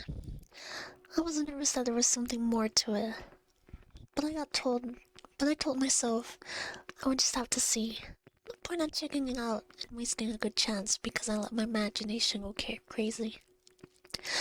I was given the location of the job itself, and when I was there, I was amazed that it really was just like the model room I had been shown. There were a few differences. There was a locker room you have to pass through to enter the surveillance room. There's a small bathroom attached to the real surveillance room. Also the real room. And a small water cooler in the corner. But because I wasn't allowed to bring anything with me, I had to eat before I go after every shift. Or after every shift. Hiya, Smuggler. The biggest difference, of course, was that the monitors were turned on this time.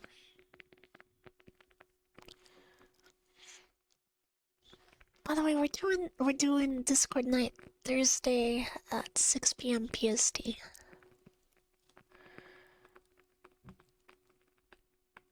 The right monitor was just black. Wait.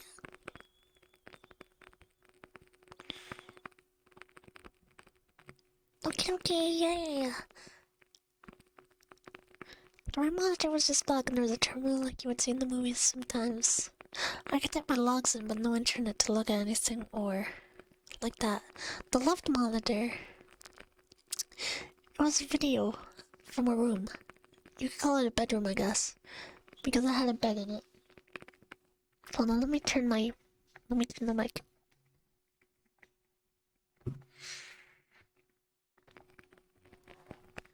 Why would you like the candle?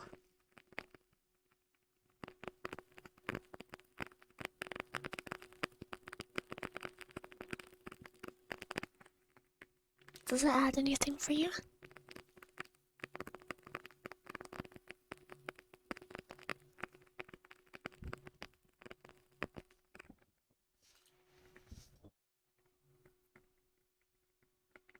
Spooky, it works good.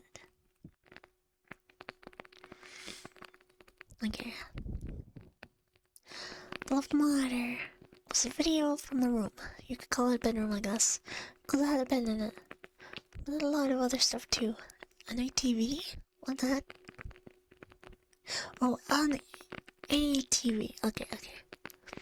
A sofa, a chairs, and a couple of tables. And plenty of empty space in between the camera. The camera must be high up in the corner because I could see pretty much everything except for the far sides of the furniture. At first though, I didn't notice any stuff like that. All I saw was her. Spooky, yeah, human voice. God. She looked to be a little older than me and she was very pretty. When I first saw her, she was laying on her side of the sofa. That was a part of the room furthest from the camera, but the picture was very clear and I could tell she was sleeping. I felt myself leaning into the monitor more so I could see her better. And then I thought about what I was doing and felt embarrassed. It's like I was spying on her. Peeping Tom, my mom used to call it.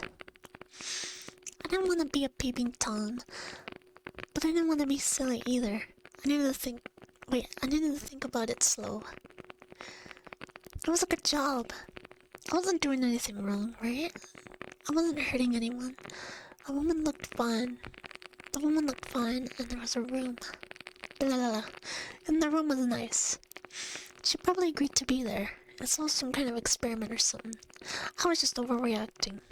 So I sat down in my chair and began to work. Hello, Miles Dog. Welcome. How are you? We're doing a spooky story.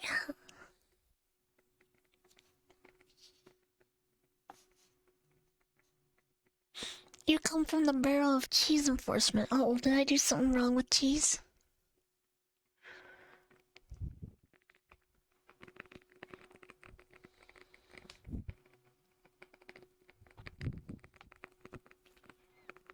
Okay.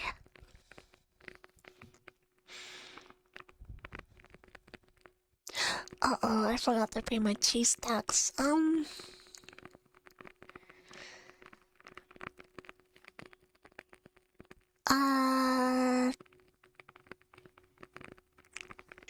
I have no excuse.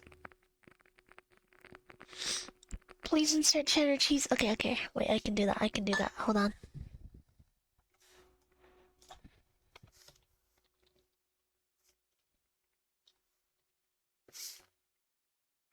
There you go.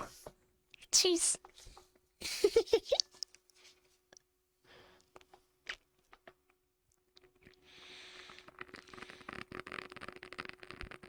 Okay. Rachel, the girl in the video, would usually paint for an hour or two every day. That was just one day's tax. I could get the rest Friday, I promise. And it seemed to always be during my afternoon shifts. The room had no windows as far as I could tell, but I guess she either used a clock or her own body time to keep what kind of schedule.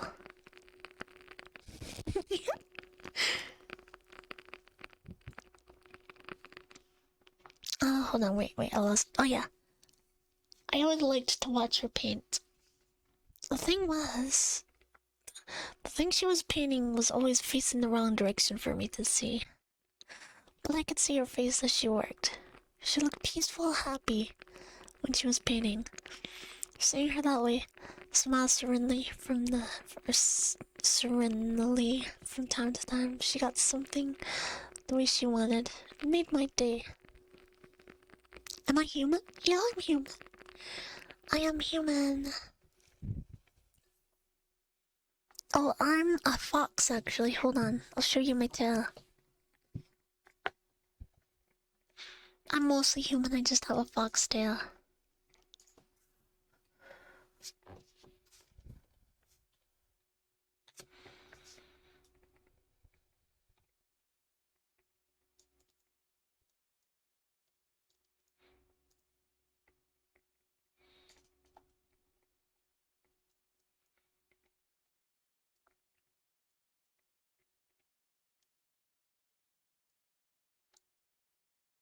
There we go.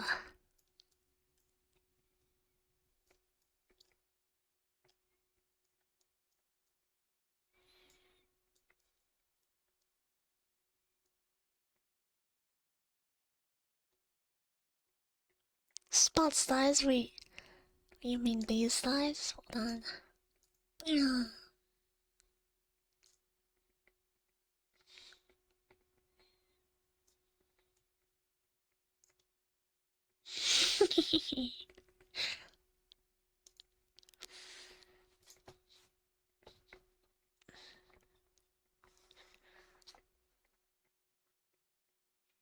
That was my thighs. Bye, idle wife. That's right. Okay. So he says she looked peaceful and happy when she was painting. That was the opposite of what I felt while painting. Yeah, actually mine, yeah. These are my thighs.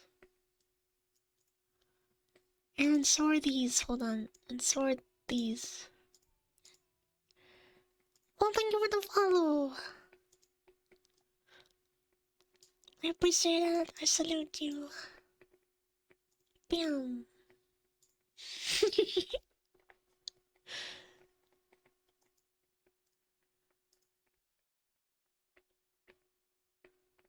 That's pure coincidence. You're just following me because you need to collect my cheese tax later, right?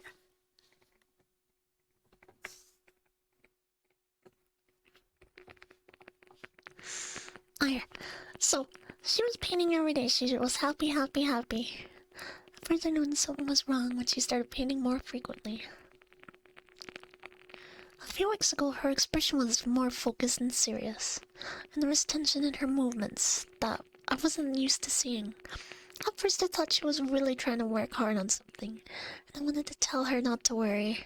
Every few weeks the others would come in and take the old paintings away, bringing in new stacks of... I think the word is canvas. The last one is so... yeah, that one's pretty good. It's pretty good. I kinda cooked here. I kinda cooked.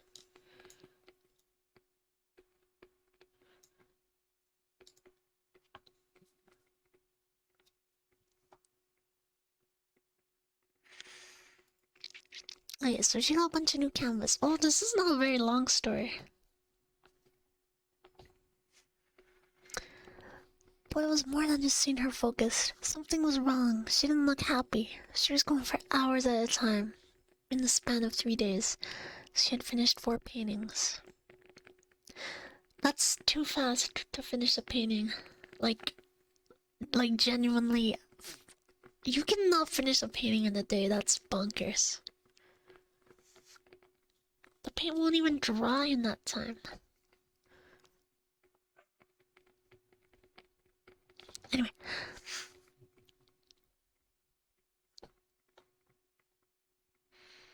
The black one, the polka dot. Yeah. I mean, this one's my favorite. I don't know. They're both pretty good. What's this one? Oh, this one.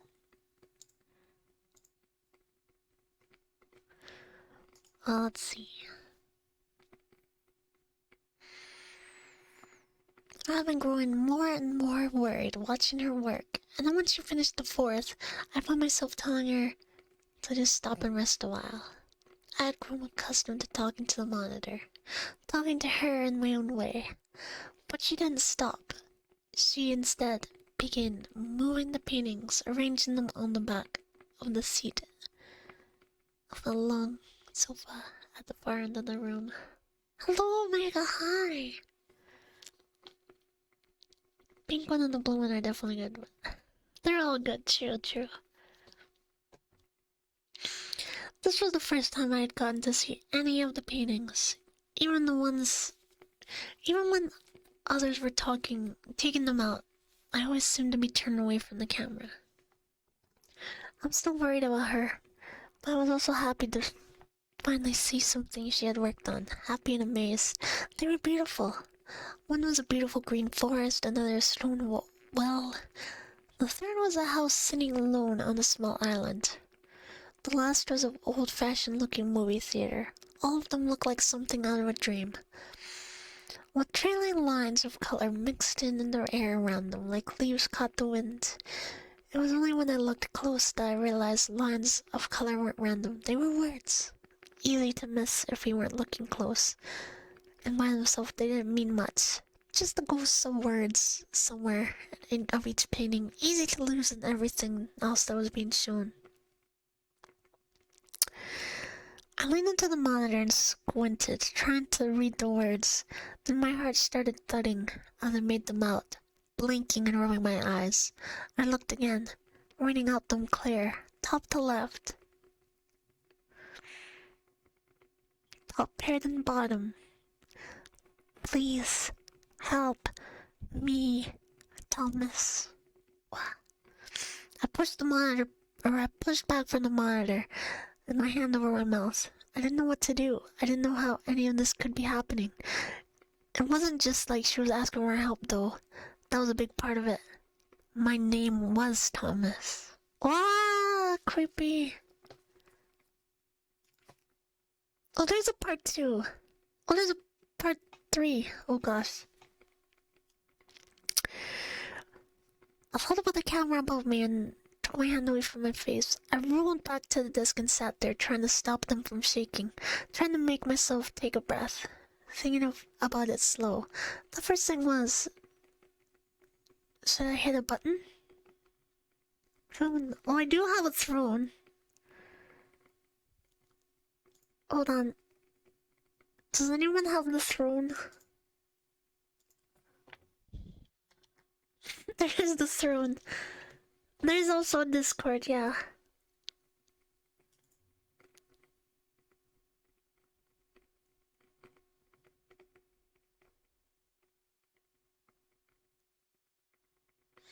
Did he just go by the tank engine?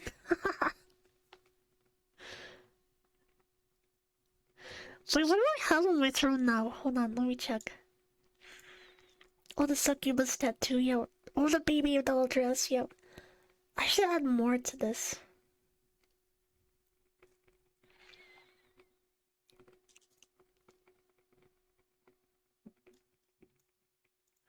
But mostly because, I want to remember things I want to buy when I have money.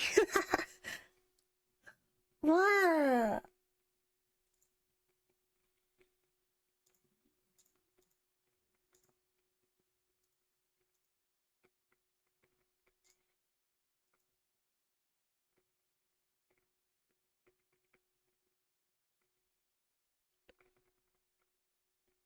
Wow, that's so cute.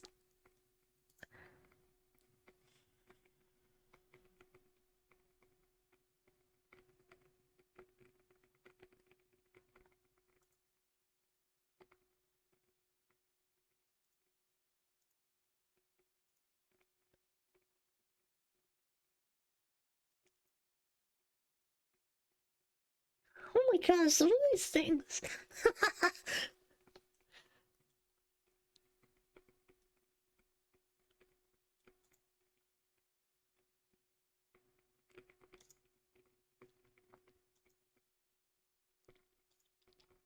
They're cute, aren't they cute though? They're adorable.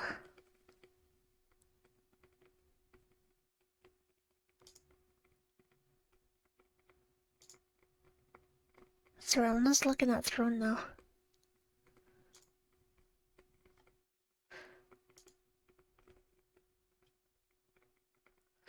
Oh, we accept all kinds here. 58 centimeters. Is that long enough for me? Yes.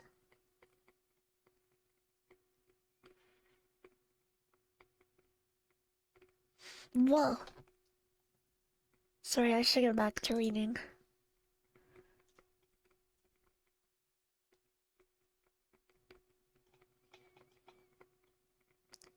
Bunny-tail underwear. That's adorable.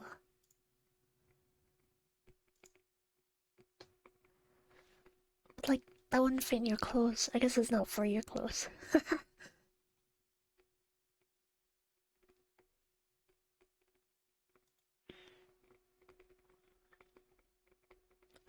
Wow.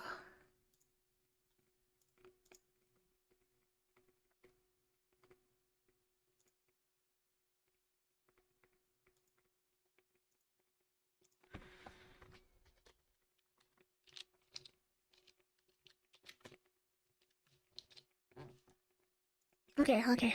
I'm gonna stop. Stop, there's too many good things here. I'm gonna look for them later. Ponytail, no bunny tail. It's 15 centimeters long enough for words.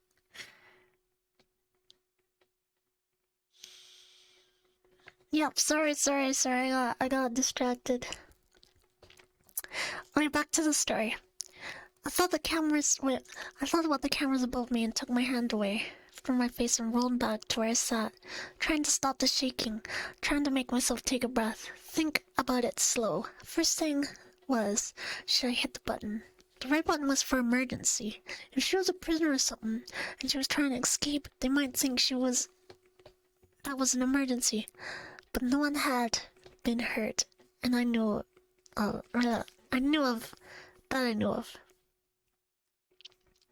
And I think Mr. Solomon meant save that for something that was like a police or ambulance emergency, not for something like this. But what about the green button? This was definitely something noteworthy. But not only was she asking for help, but she was asking me for help. The Virgin Killer. Yep. Isn't that one cute? Hold on, I need to get like thrown back. The black laced one? Look at that. I want to do a photo shoot in that one day.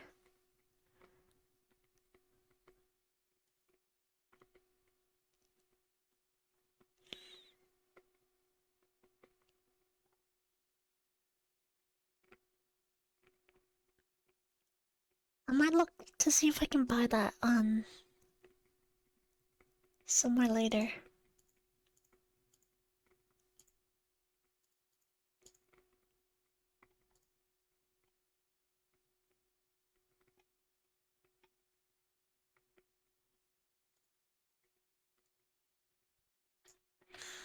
Bunny's under. Oh yeah. You need a gallon of water? Let's see if I can find the bunny tail underwear again.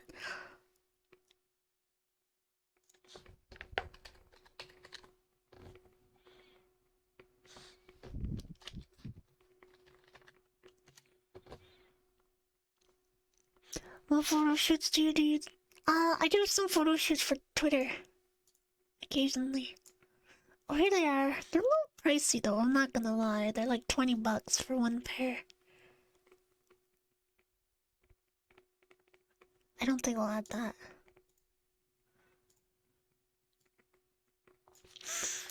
Do modeling. Yeah, I guess I do modeling, yeah. Where is it on Twitter? I don't know. Somewhere down there. I use Twitter a lot. Little prototype! Welcome. Can we get a deep breath for brother? Yeah, I'm redeeming deep breath for you, brother.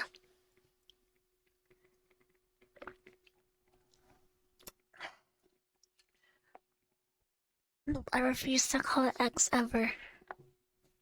Ever. I'm never calling it X. This is a stupid name. Okay, but anyway. Sorry, I keep getting distracted. Maybe after this story I should end it. Also for brother? Okay, fair.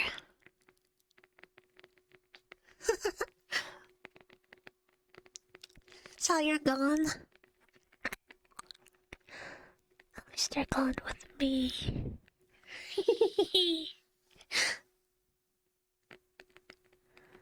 Never enough. Ah! This candle's getting hot.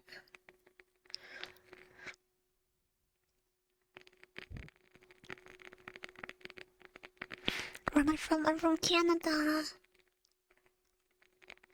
Carol with the camera. Canada. C-A-N-A-D-A. Hi. Canada. Okay, so it was definitely something noteworthy. Not that she was asking for help, but she was asking me for help. One of the states in America? Nuh-uh. Nuh-uh. I wouldn't want to be in America.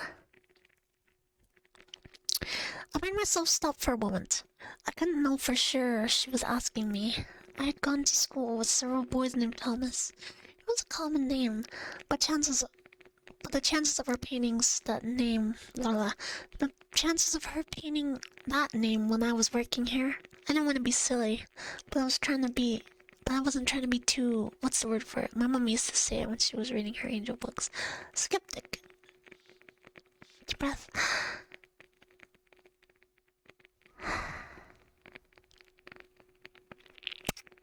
Thank you.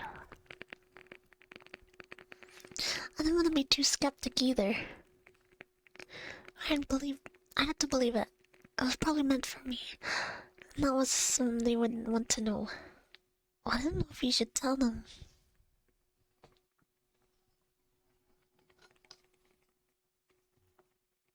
I'm right behind you, prototype. Don't go anywhere.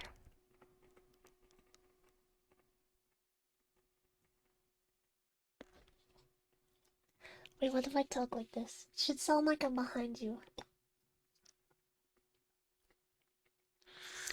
Right, isn't that sort of cute? I'm gonna try and see if I can buy it on Amazon later. Cause... Your neck. What have I got? From behind you and whisper.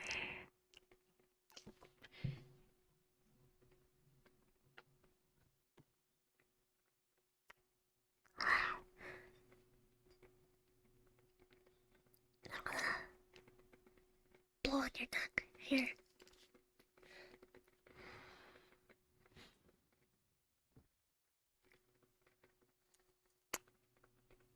Mama.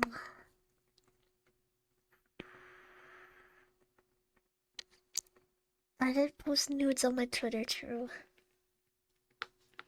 I did do that.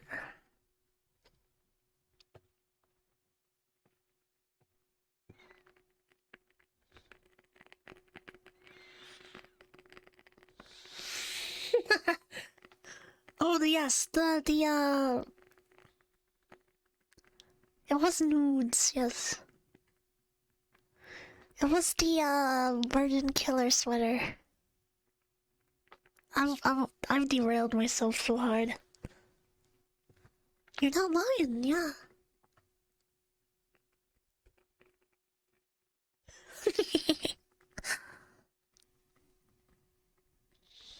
Yes, Corby.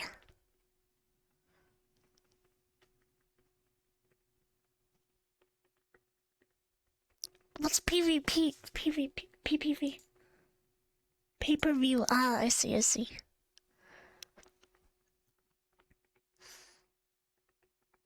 Should I hit the green button? My hands were drifting towards the mailbox on the desk, but I hesitated.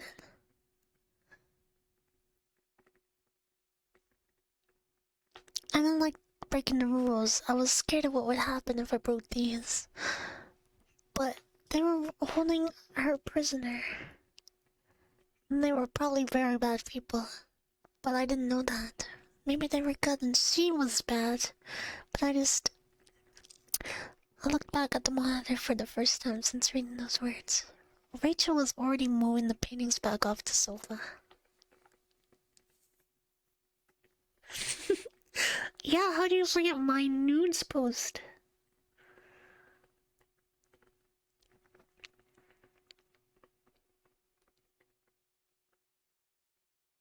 Although she knew the message had been received, a canvas in each hand, she glanced up at the camera as she moved across the room. It felt like she was looking right at me. My chest tightened as my hands moved away from the button. No, I don't think she was bad. I had watched her for years. What? Years? I felt like I knew her. Would know if she was bad, strange as it seemed in a way. She was my friend, and I was gonna try and help her. Cause you don't have Twitter? Okay, here, I'll quickly flash it on the screen. Quickly.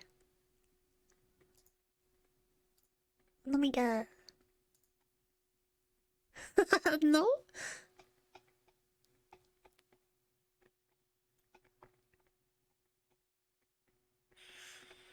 I might get banned, but it will be temporary, right?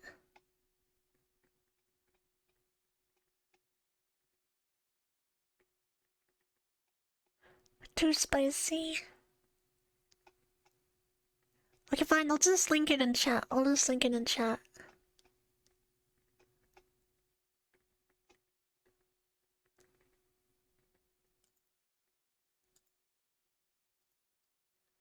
Here. Here's the link.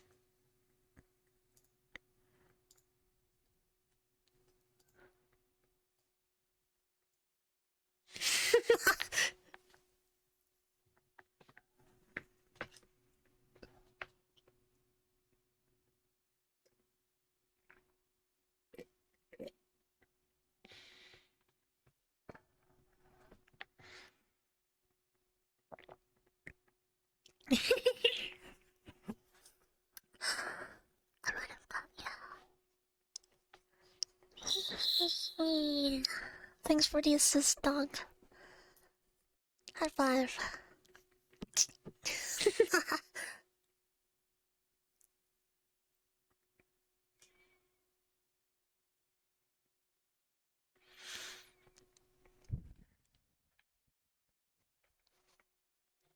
You did bait all of that already.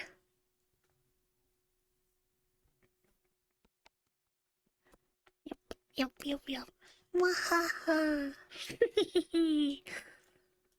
We got him.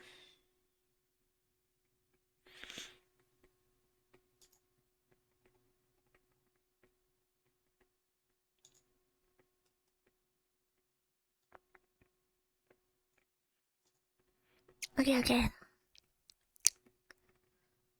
So, yes, she wasn't bad and we didn't hit the button. I'll spend the rest of my shift trying to act normal and to think of what to do. To measure your thigh girth? What? Wow. Interesting. You expected a Rickroll? Oh no, it's not Rickroll's worth.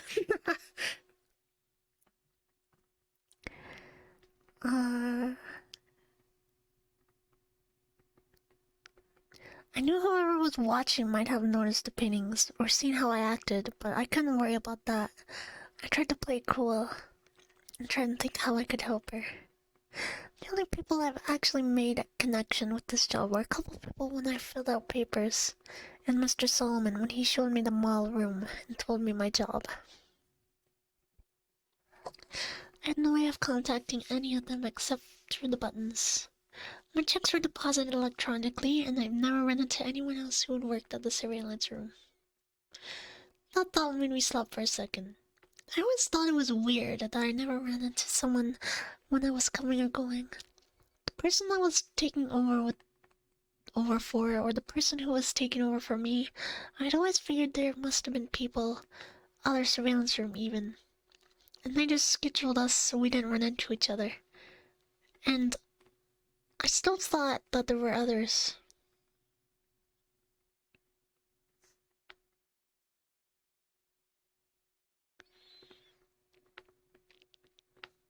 Hold on. Part of why I thought that was because it seemed like I wasn't the only person who used my surveillance room. The water cooler, the toilet paper, the soap, they all seemed to go down faster than I think I was using it by myself. If that was true, maybe I could figure out who they were. And maybe they were safer to talk to than whoever it was I worked for. I got off work at 8 that night. Instead of grabbing some food and going home, I drove my car around the block and then parked it down the street from the building where I worked. Nothing had changed while I drove it around for a minute. No cars had been parked or anything. And if I was right, they didn't send anyone to replace me until they were sure I was gone somehow. So I sat and waited.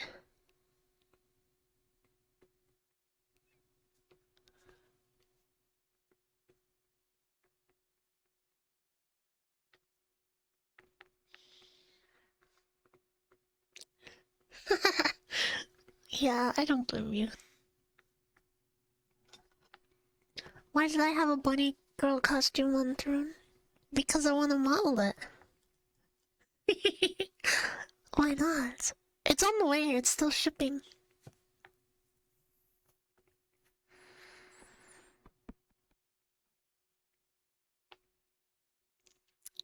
I was tired and the street was pretty empty and boring. But I was too excited and scared to fall asleep. Every time that car passed or someone walked down the street, I tensed. I kept imagining an SUV or a van pulling up behind me. Men getting out and pulling up from my car, taking me somewhere where they had Rachel to kill or torture me. Half of the time I was cranked up and drove away. But every time I would think of her alone in that room. She had no one but me to help her, and I had to try. No little Throne alert on stream. Oh, sorry.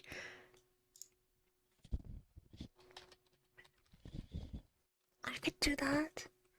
I didn't even know you could do that.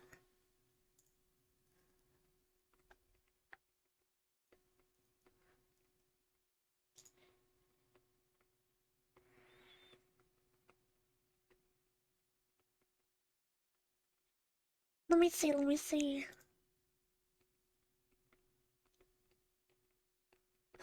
You got something, oh. Oh, you bought the stockings. Oh, thank you so much, Snile Stock. Thank you, you're very sweet for that. I will 100% take a picture in these. Thank you, thank you. Oh, they look so good too. Thank you so much. I appreciate you.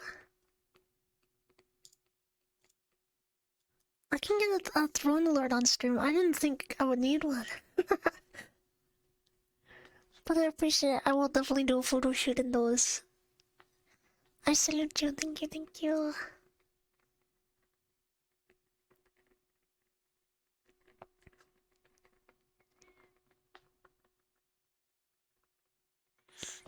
Maybe I should, okay. I'll write it right now.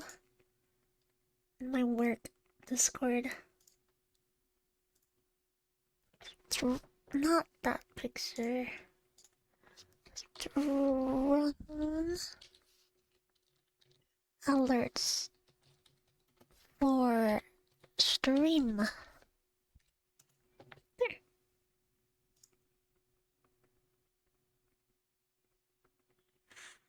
What's the favor you want? Ask away. Remember me when you're famous. I don't know if I'll ever be famous, but I will for sure. I remember everyone who's come here. I've even remembered people who came at the start when I started streaming, and then they left for a while, and they came back like a year later. Well, 8 months later, because I haven't been streaming. You're not forgettable. No one's forgettable here. Nope, nope. Plus, no one knows this, but I've been writing down the names of people that come and support every stream.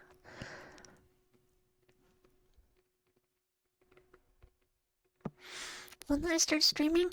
Well, I started streaming last September, but it wasn't very consistent, and also like I had a bunch of issues at the start, so like really honestly I started streaming in March.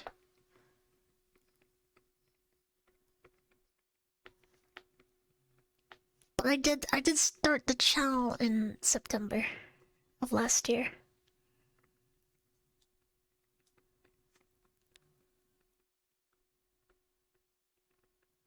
When I start flashing thighs, I don't know actually. Good question. It must have been probably around May. No, it was around summer. It was around summer.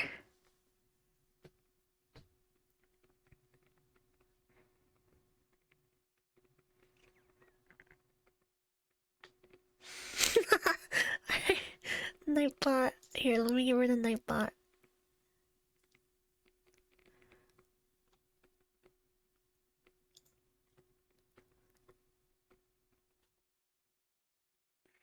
You may or may not have done a thing. What did you do? Did I see an increase in channel growth upon file reveal? Not really, actually. What was this for fun? What? Did you buy it? What, you bought this thing too? Prototype. What did you buy? Let me look.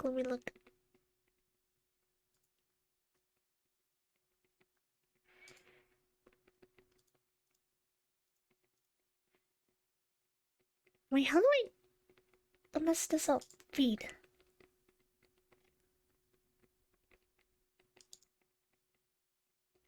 Oh, you bought the Dagashi! Oh, thank you so much. This is gonna be a fun stream. I'm gonna test those on stream.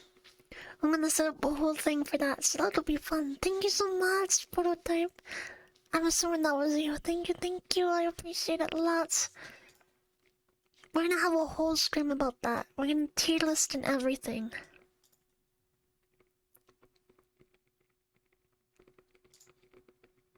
I appreciate you so much. Thank you.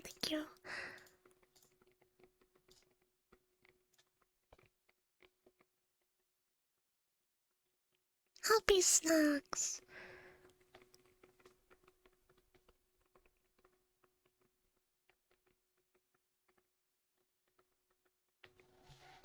You need to adjust your EQ. Oh, that's true. Sorry.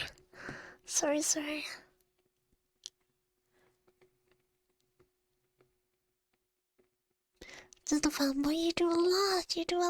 Don't worry. But yeah, I mean, I didn't really get a boost for thigh stuff. I did on Twitter. But I don't do it for attention, I just do it because... Where's Ada button? Wait, let me do it in my own Asen voice.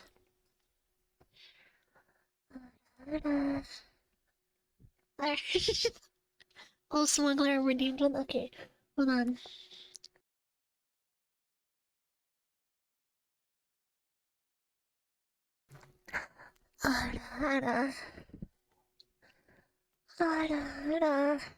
There you go. I got you both ears, just in case. Thank you for the follow. I can't read that. Ora.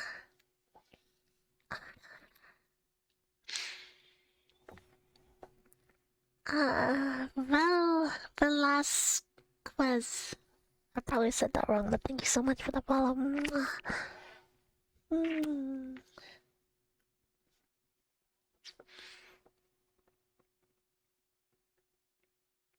Thanks for deaf. Oh, you're deaf on your left? Which one am I talking into right now? This one's the right one. No problem. I appreciate you. Thank you for coming. I'm sorry that this ASMR doesn't capture both ears all the time. But I appreciate you being here. And here's one more for you. Oh, that's for you.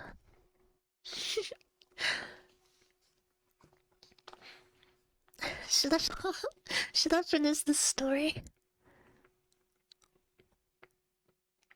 I'm good? Okay, no problem. Thank you for coming. Well, we have 669 followers. If you want to get some rest. I mean, I can finish it, it's not that long. Okay, yeah, let me finish it. So, for any new viewers, this story follows someone who got a job monitoring a woman in a room He's not allowed to remove things from the room or bring things into the room other than clothes. And there's 2 buttons on the desk. One's for emergencies and one's to signify noteworthy stuff. And right now, he was just signaled by the woman he's monitoring.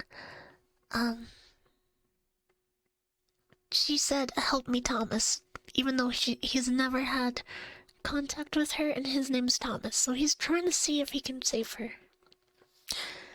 Okay, so 2 hours. Okay. But every time I would think I was alone in that room.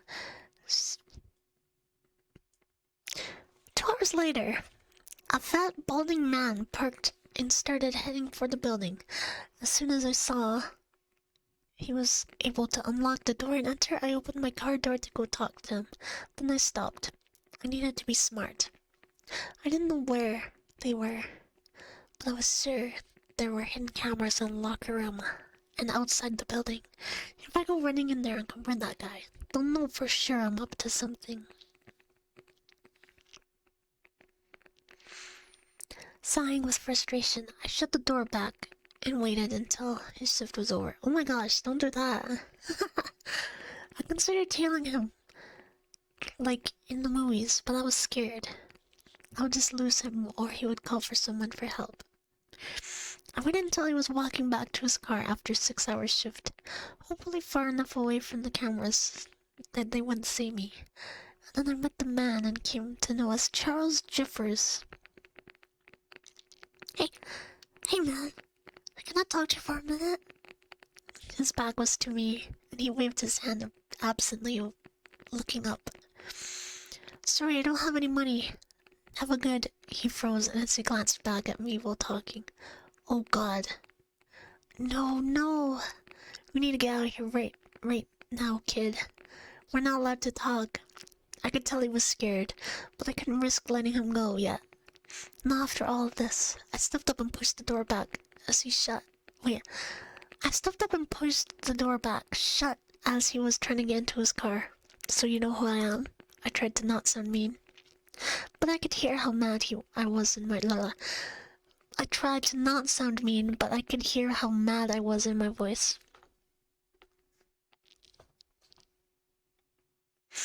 He yanked the door again, but I was still holding it. And I was stronger than he was. After a second, weaker tug, he turned around, his face strained and tired looking. Yeah, I know who you are. You work here just like me. And I'm telling you, we're not supposed to be talking. We aren't supposed to ever meet.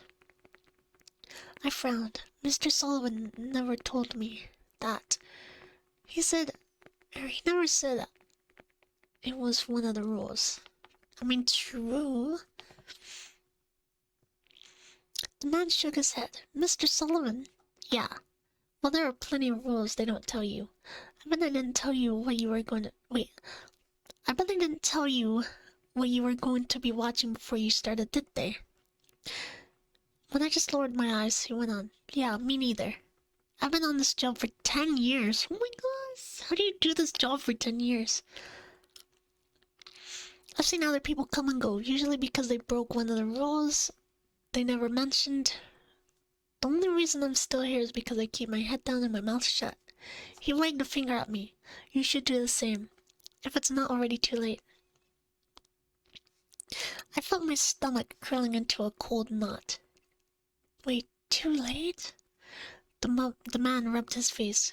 Kid, do you think they know... Do you think they don't know we're talking? Do you think everything happens that they don't... Or do you think anything happens that they don't know about? He looked towards the building and looked... A look of sadness and fear in his eyes. Heck, for all I know, you've already killed both of us. Shaking his head, he pushed me back and started opening the door. Either way, I'm done risking it. You need to stop asking me questions and just do your job. It's a lot healthier.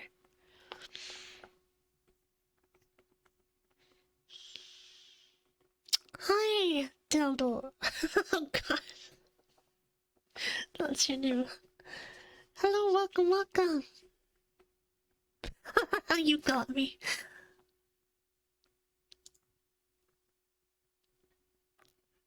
Silly. Okay, wait. With that, he got in his car and shut the door. I didn't try and stop him this time, even though I had already been worried about what he was telling me. Hearing it confirmed was paralyzing. What exactly was my plan? He probably didn't know any more than I did, and even if he did, what could we do with anything he told me?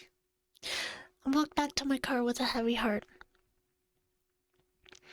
I was still afraid, but more than that, I was sad and ashamed. I wanted to try and help Rachel, but I wasn't sure how. I wasn't giving up, but as I drove back to my apartment, I couldn't think of what I should do next. This wasn't a movie. I wasn't a hero. The only ideas I had left were to either go to the police, who might be controlled by whoever I worked for, or try and get proof of her being a prisoner. You feel dizzy. Oh no, why you feel dizzy? Thank you, Kernaz, plain guy. Thank you so much for the follow, I appreciate it.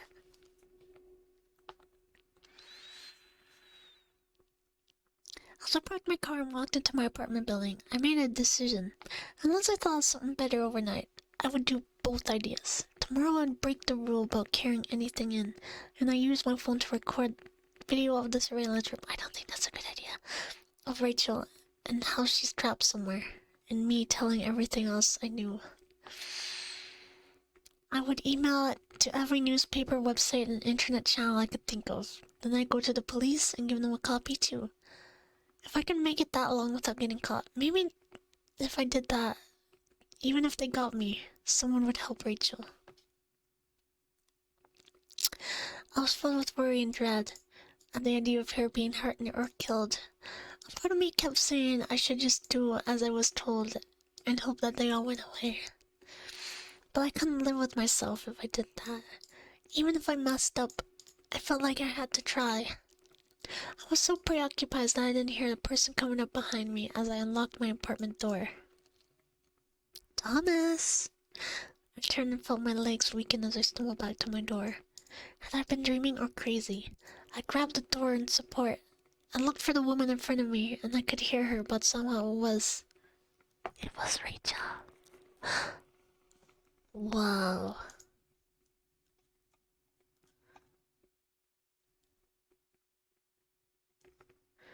Interesting. We'll have to finish that story another time. I need to get some tummy tums.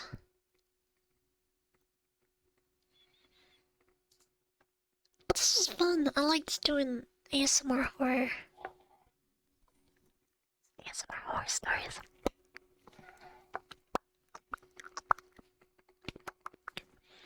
How's everyone feeling today? Num num. Yes, big num nums. That was a great stream. How did everyone feel?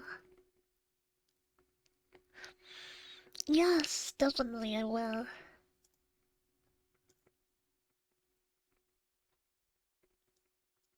By the way. It was fun. Good. I do have something to announce. Kind of. I think I did already, but...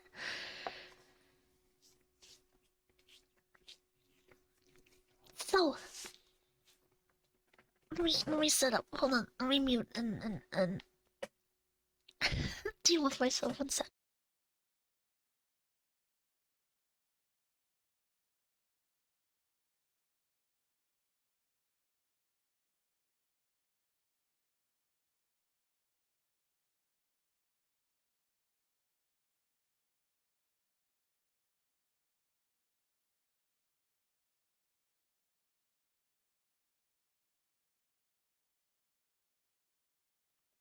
So, maybe I should put my normal mic. No, I'll just.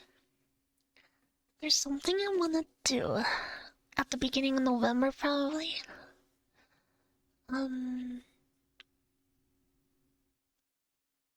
So, I had an idea for like an extra long stream.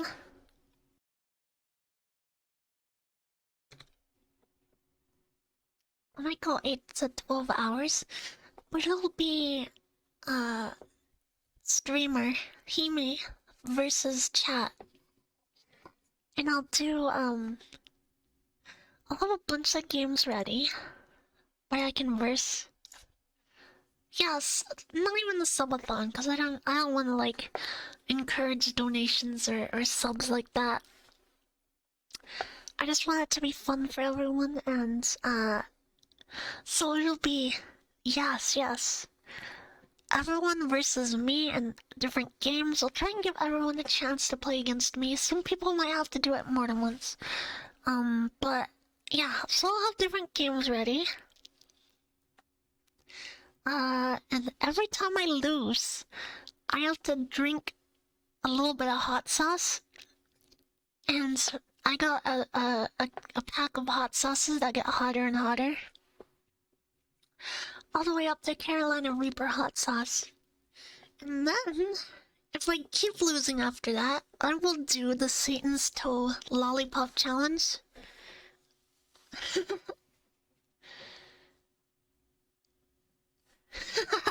I know a pretty good game, true. But yes. So that should be fun, I hope.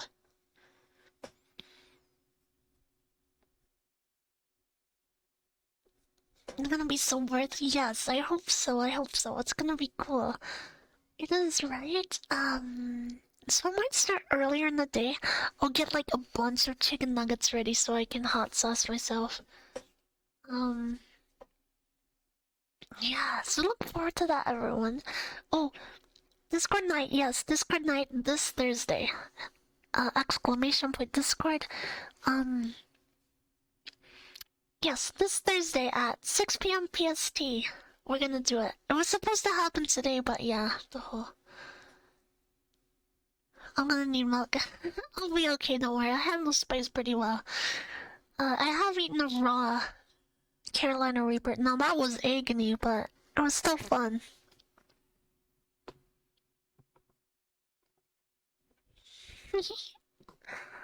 So look forward to that, everyone.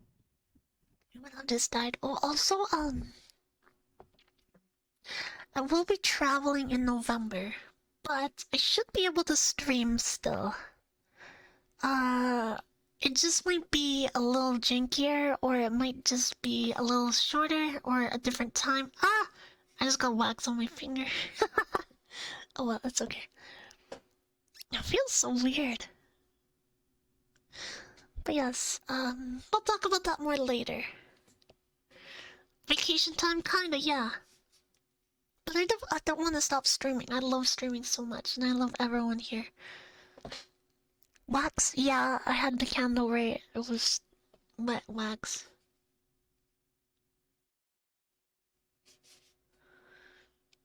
But yes. Thank you, everyone. Thank you for being here today. I appreciate you lots and lots. Playing with my candle, yeah. Thank you, Prototype, and thank you, Dog, for the gifts too. That's so sweet of you. I'll let you know when I get them. And also, I'll let you know when I'm all the thigh ties. Also, the bunny thing. I'll let you guys know when that comes, because you guys crowdfunded that, right? So I'll let you know, for sure.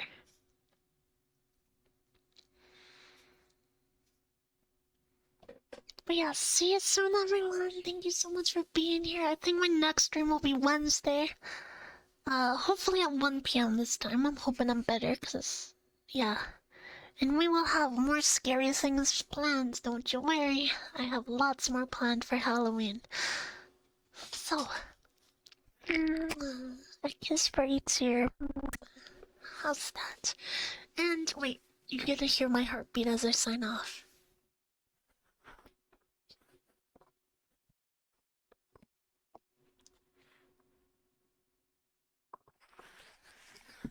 Wait.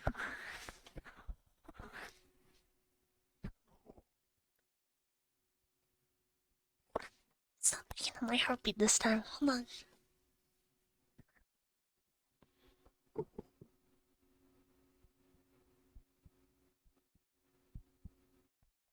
That's better. Also, you heard my bones crack.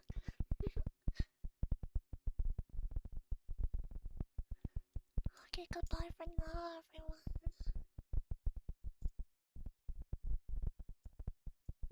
Bye, goodbye. I'll start a raid, because that's been a while since I raided. Talk to you later, everyone. Thank you so much for being here. I appreciate you. I appreciate you. Goodbye for now. Get your good rest, get a good dinner, anything. I'll see you soon. Goodbye.